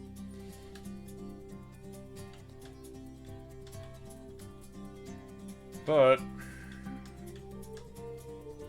regardless of where all of that goes, I think education is at the very least the first step in that entire process. And I mean, part of what I've been advocating for, and why I keep pointing to the educational aspect of it being so important, is because if more people were educated in pixel art, there would be an increase in interest, and therefore maybe an interest in people seeing it done well. If people knew more about pixel art and they wanted to see it done well, maybe they would pay for it. And if they would pay for it, there would be a monetary incentive for people to continue learning pixel art as an actual legit profession, and not just, here I drew some retro sprites kind of a thing. I think that's the reason why every time someone talks about the projects that me and the people that are my peers, whenever they're making something and they're referring to it as retro, I say it's not retro. This is current and modern artworks. We're not trying to capture the past, we are making something for today's audience. And it's kind of strange how pixel art is one of the few avenues where that is still the case, that people are still talking about it as if it's something that's just nostalgia pandering, when it is literally in the current zeitgeist. It is made for the current audience in mind. It's not like all these people in the 70s and 80s are the primary consumers of pixel art. These are the new generation that are getting invested in this and figuring it out themselves. This is not like old stuff. This is completely new and modern. So, from that perspective, I think we're in a kind of a silly spot when it comes to the art form. And part of the reason why I know that this is possible is that pixel art shares a lot of its roots with other art forms, two of which you could name really easily. It is cross-stitching and mosaics. And if you want to be a bit pedantic, you could also say stained glass windows. All of these use elements that pixel art also uses. And these are recognized as artistic landmarks. They are taught in schools. They are talked about with reverence, but not pixel art for some reason. And it is this really weird connection that people have, that they've solely connected it to video games. And let's be completely honest here, people don't consider video games or the things on your screens to be art. And that is a true shame.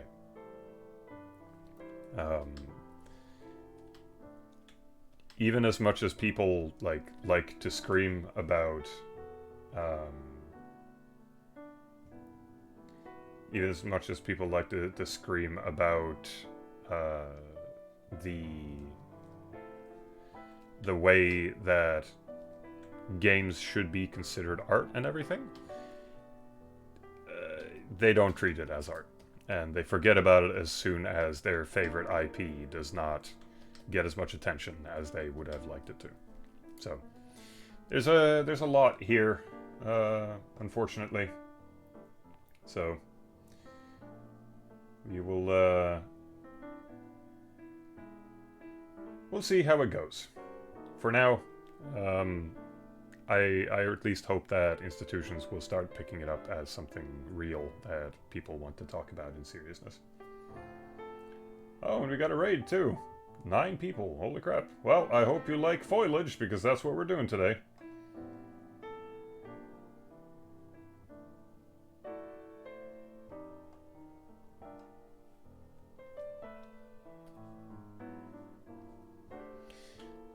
Let's see, where are we at? I feel like there's a bit of a lack of detail on this one side. Let me just try to add some sections here.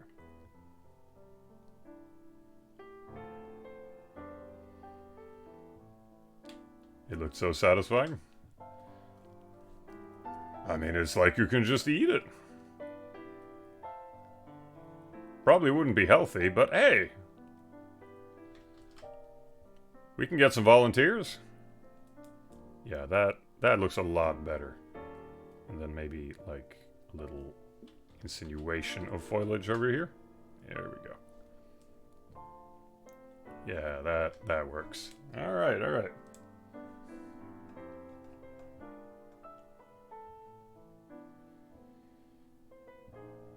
Let's see what happens when I now flip this thing. Yeah, that's a lot better. Alright.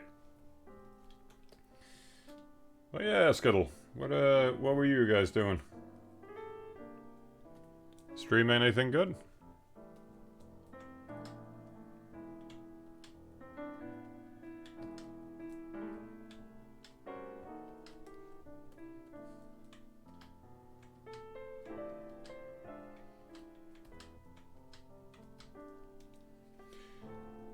You know what? I'm gonna pause this for a little bit because I need a little bit more energy. Well, maybe not a ton.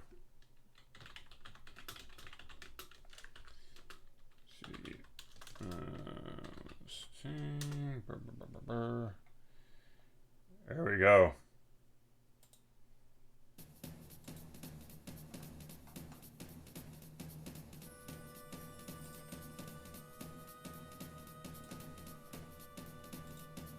That's what I wanted.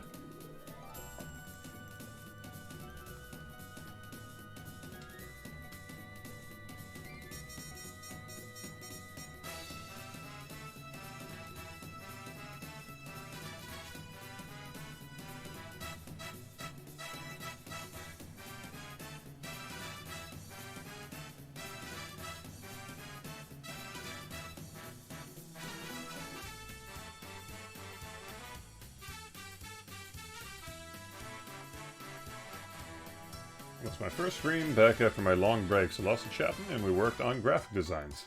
Nice.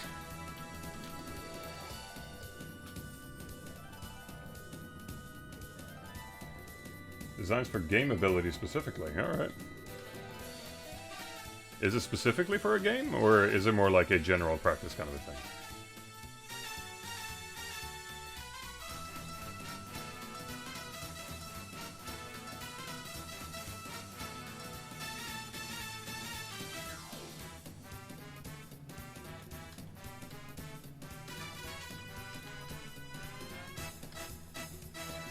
Yeah, not Steven has heard this soundtrack before.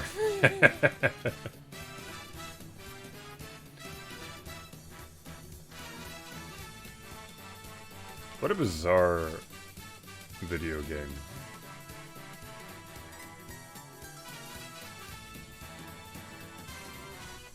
Back when Disney was just like, oh no, this isn't Donald. This is just a completely different character who shares every single trait with Donald. Also, he lives on fictional Hawaii now.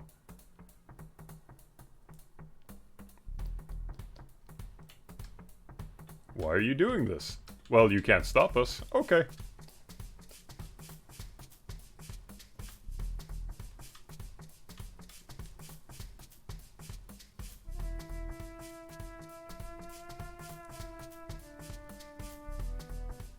Just my own practice, designing elements for existing games as a way to analyze and challenge myself to think more creatively. Alright, alright. Well, it is good practice.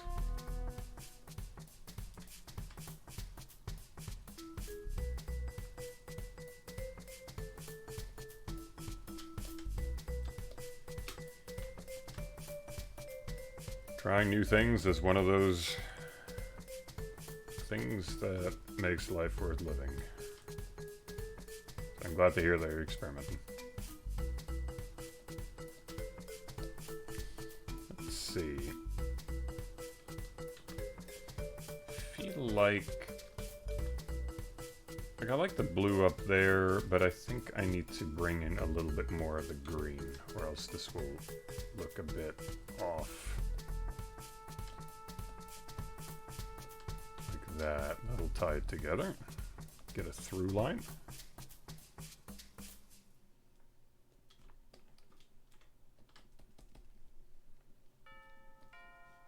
Banger alert.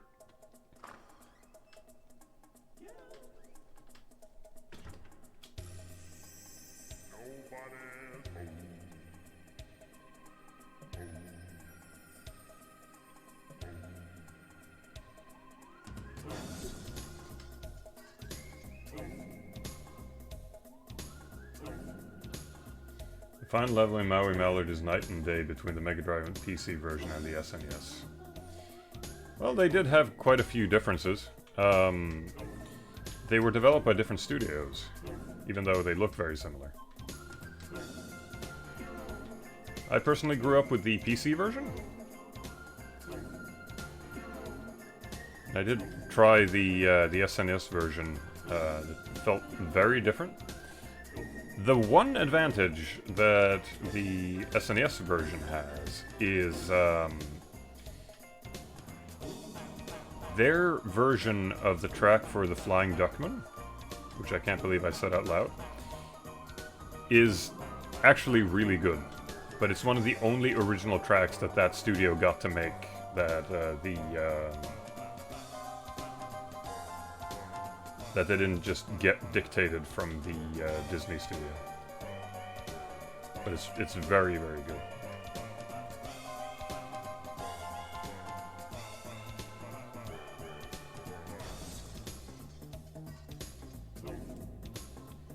You could tell me someone was shitposting Nobody Home and I believe it.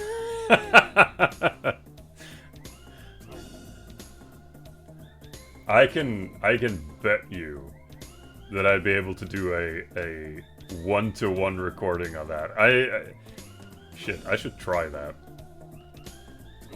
Just randomly insert it where it doesn't fit.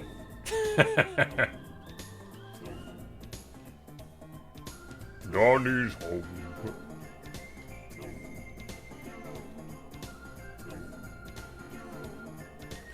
Oh no. Oh, I could do a Donnie remix of this one. Oh no, it would be awesome. No. This would be so good.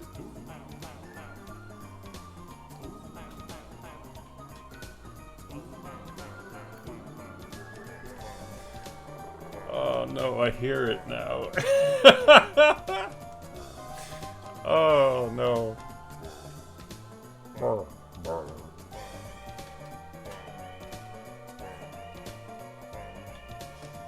Well, I know what I'm doing tomorrow.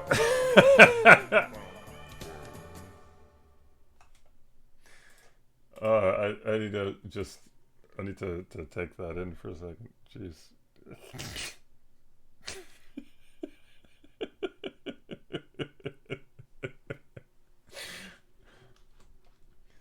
Oh my god. Yeah, no, that'll be great.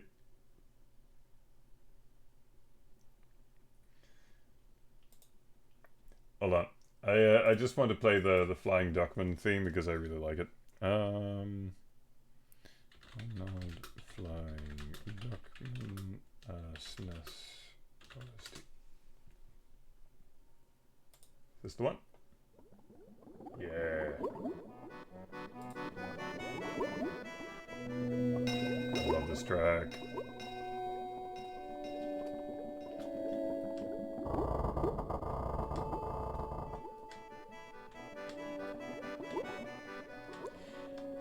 I think the most interesting thing about it is the unbelievable restraint they had. Because you can hear an absolutely fantastic theme that just gets hinted at in the background. Like, you want that to be the full theme, but it just sort of, it passes by. Just like, I am here, now I'm going out for groceries, bye!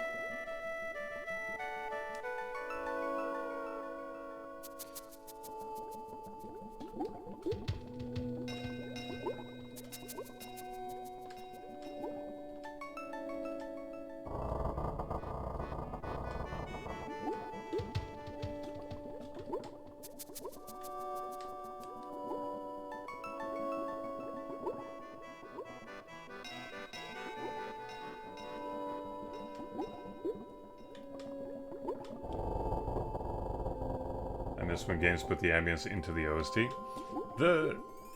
I feel like most soundtracks now are just ambience tracks. But the main difference here is that there's still a melody. It isn't just sort of like casual chord picking in the middle of it. There's some weight to this. You can listen to this as music and not just, you know,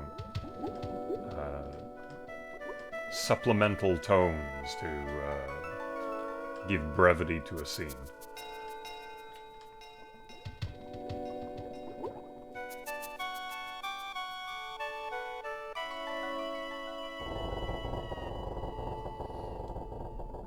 And I think that's the...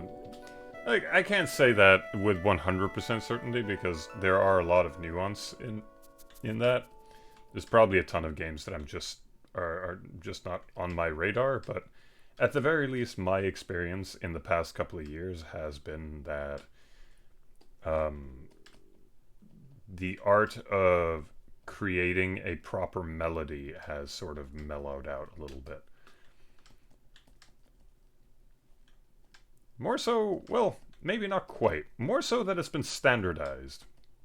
Like, I've seen quite a few video games recently where it's like, okay, this game has actual music. I can tell what the music is. It has a beat, it has everything. I have nothing to complain about, and yet it just sounds like something I already know. Like, yes, this sounds like a Genesis game. Okay, but what about it makes it feel like you, though? What are you bringing to the table that makes me excited about the thing that you made? I think that's the primary difference, is that this music feels authentic because it comes from where it originated. This is the source of it. It's not just like, I put synth drums in this. Why did you do that? Well, because they did that in the 80s. Just, okay, but evolve, do things.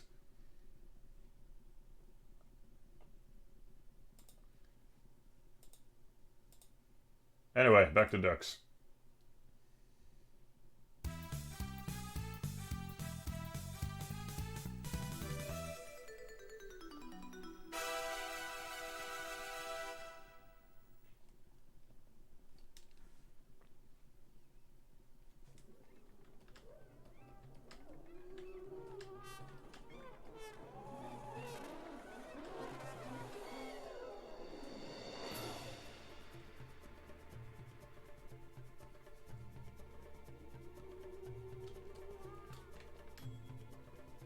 Wow.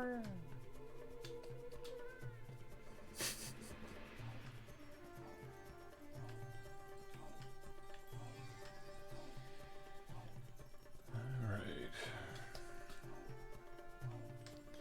Like, a lot of this is still pretty rough, but I'm liking the vibes of it, which I think is important.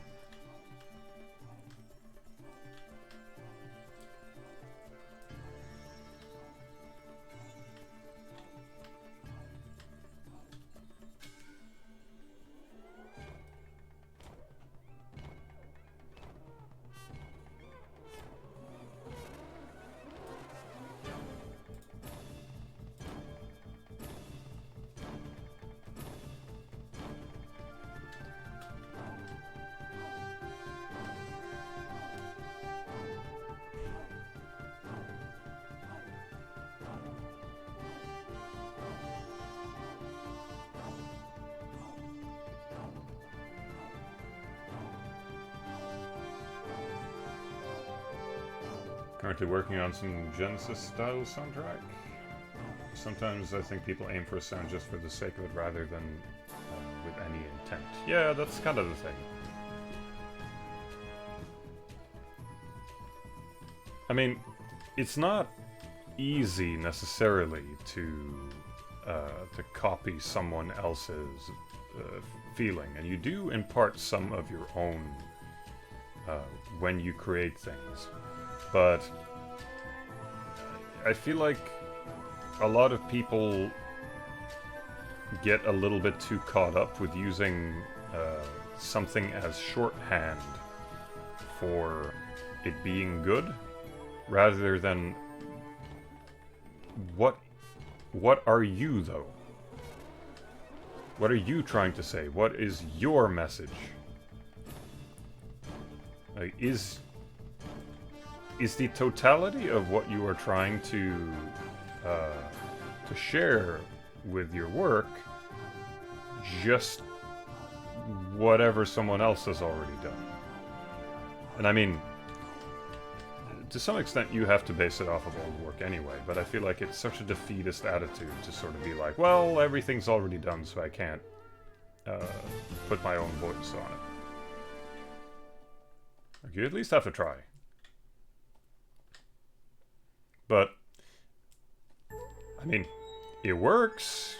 There's no shortage of groups that just say, hey, I made the exact same thing that someone else does, and then everybody claps because they recognize what that is.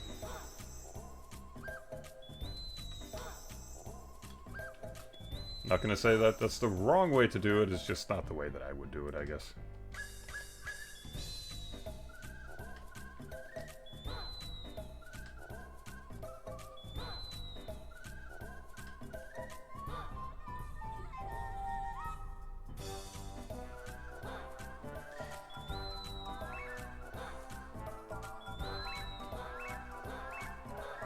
I mean, hell,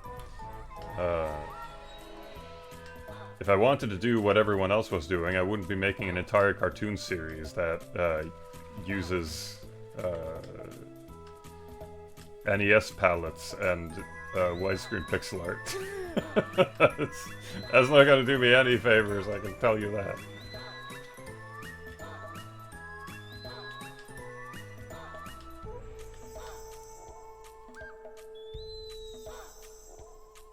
We make a battle royale with battle passes? Oh god.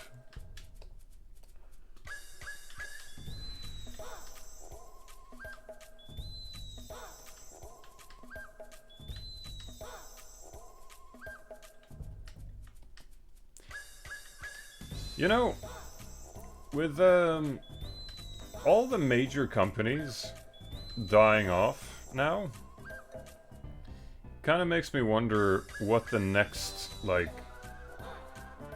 we just churn it out because we can't be bothered game is. To sort of give an impression of what I mean, I don't know if everything is set in stone, but here's at least what I understand from the current situation. So, Electronic Arts is currently selling out, and will likely not be a lot by the end of it. I'm fully expecting a ton of layoffs and that sort of thing. So that's one of the major players that have been making sort of the loot box shooter standard whatever the industry has been for the past 10-20 years players in the market. Okay.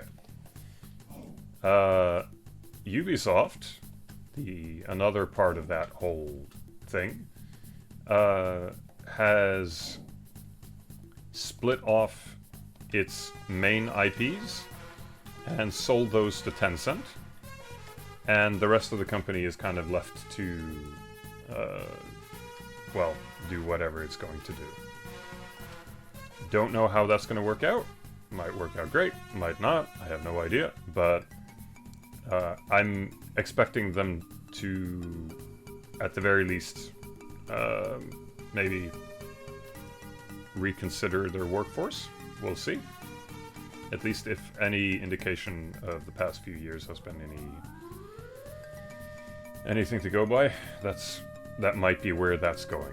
Okay, so that's two of them out potentially.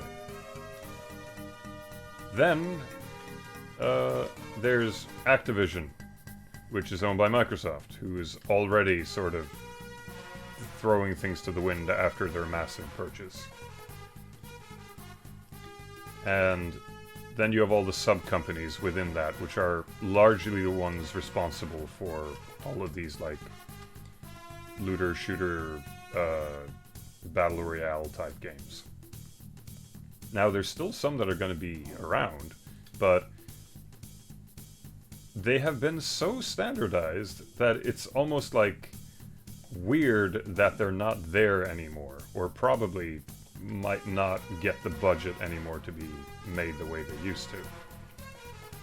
So now it's like, what's your next just churn out game?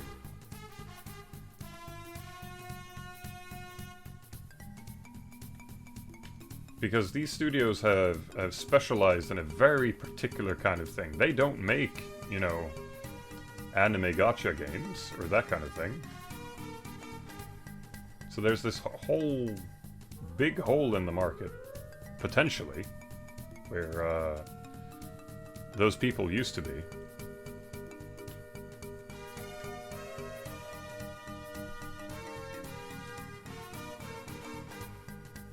I also expect these game companies going all in on AI will collapse hard when that bubble bursts. I guess it all depends. I guess it depends on if there's any justice. I mean, considering how unbelievably evil that technology is, I can only hope that it goes away fast. I know that Europe is going all in on it. So is my own country, unfortunately. But I guess my only optimism is that it's not sustainable and we can just nip it in the bud early, because I frankly don't want to live in a world where that is the standard, because like, I used to be a little bit more on the fence on giving opinions on it. I don't care anymore. I think it is fundamentally evil and it should not be supported whatsoever.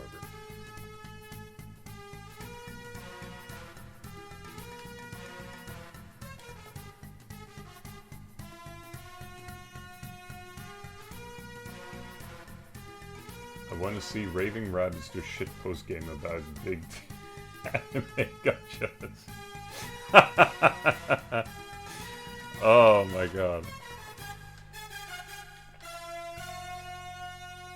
I mean, considering how some people reacted to the Ubisoft characters that they added to the Mario and Rabbids crossover, they could do that. It would work. There's some special interests in there that I think they could facilitate.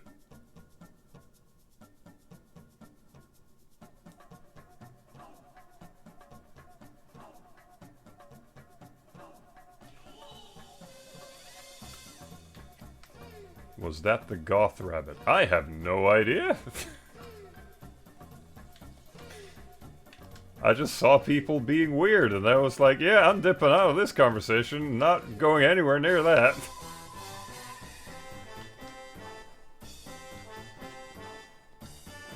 I got stuff to do.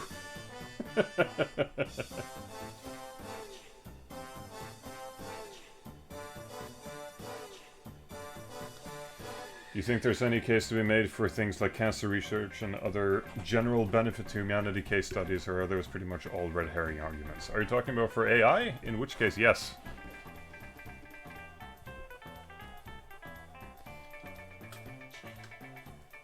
To put it this way, there are... When this technology started... Oh, hold on for a second. I'm sorry, I just wanted to tell you I was making the bed.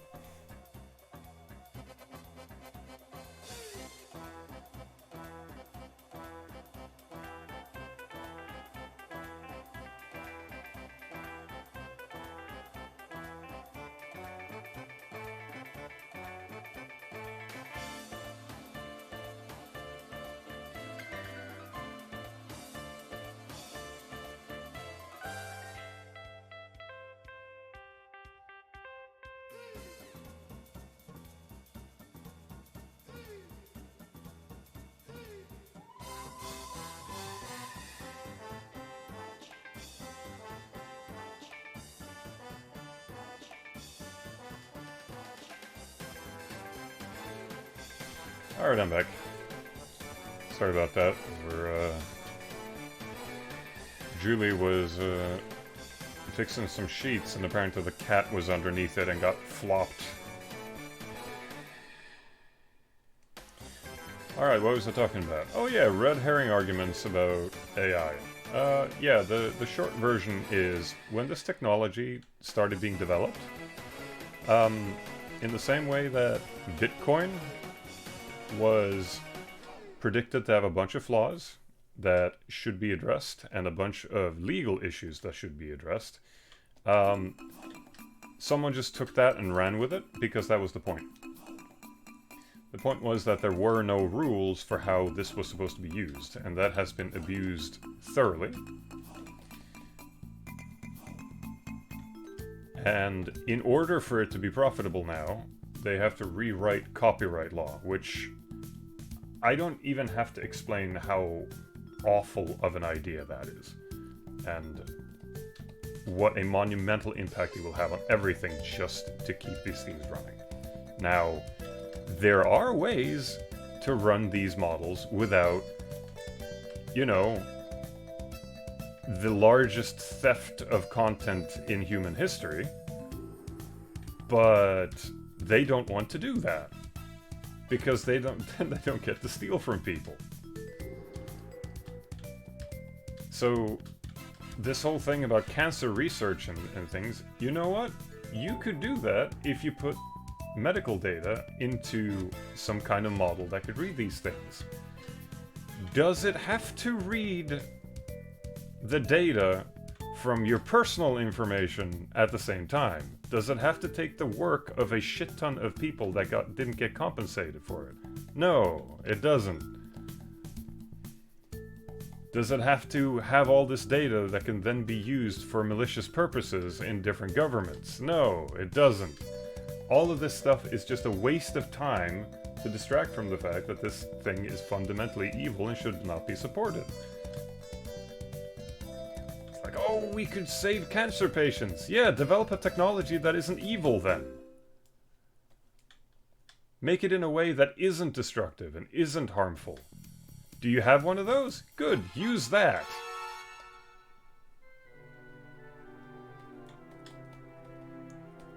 It's like... It's like, we could have a utopian society. Oh, that's great. But to do that, I have to shoot you in the head first. Like, are you fucking serious? We just have to nuke the planet a little bit. Then things will be a lot better.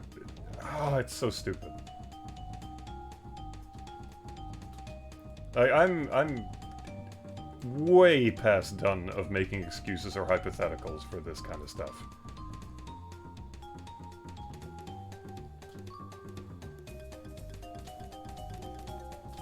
None of this has to happen.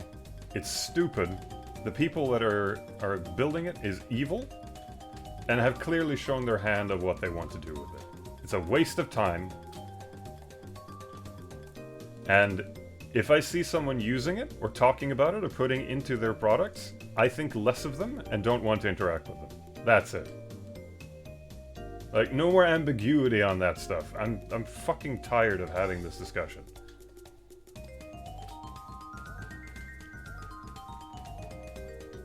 Like, I feel no shame in thinking less of these people as a person for using this stuff. You know what it has been used for.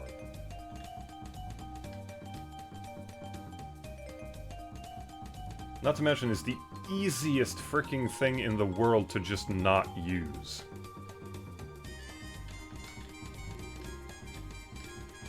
Frickin' hell.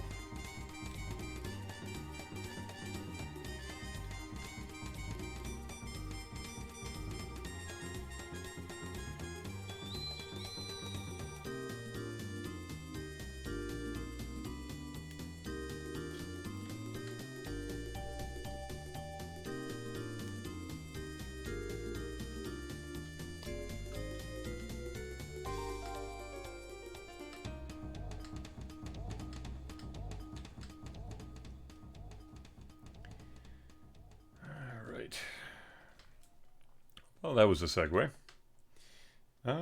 Let's see. I have to tone down this area a little bit.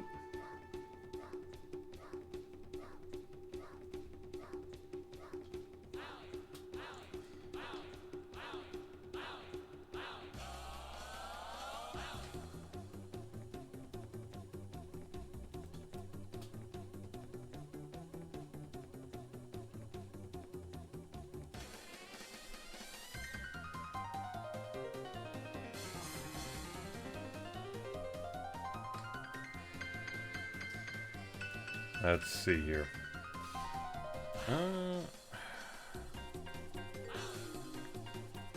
You know what?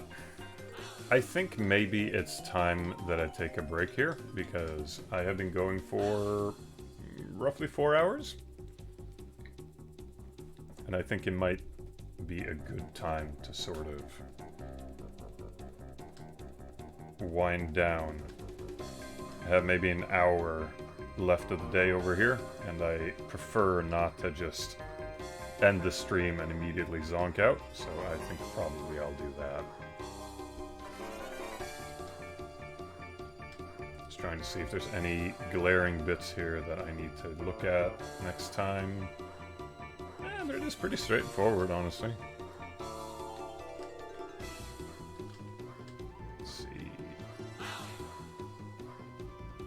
That, and then we tone it down a little bit.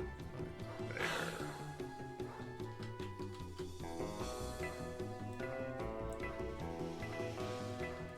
do the flip test.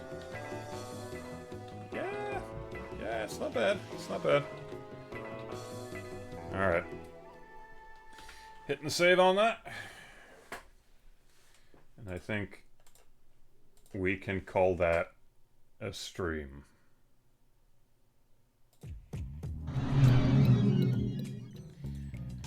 Alright. Well, that was a honestly pretty productive 4 hours. Usually I feel like I'm not quite as far along with these, but this is a pretty chill one for me. Drawing foliage and just like little guys is kind of my whole thing, so painting this didn't really feel like work. It was just chill, and either I'll finish this by myself or I'll put it up. Oh, I don't know. Maybe I'll do another live stream tomorrow. We'll see. Technically, I am off tomorrow, but I have to take my cat to the vet to get her. What did they call it here? Cat plague. We have to get a shot for cat plague, whatever that is. Anywho, that will be it for today. Appreciate you all stopping by. It was actually really fun. So I'll see you next time. Goodbye.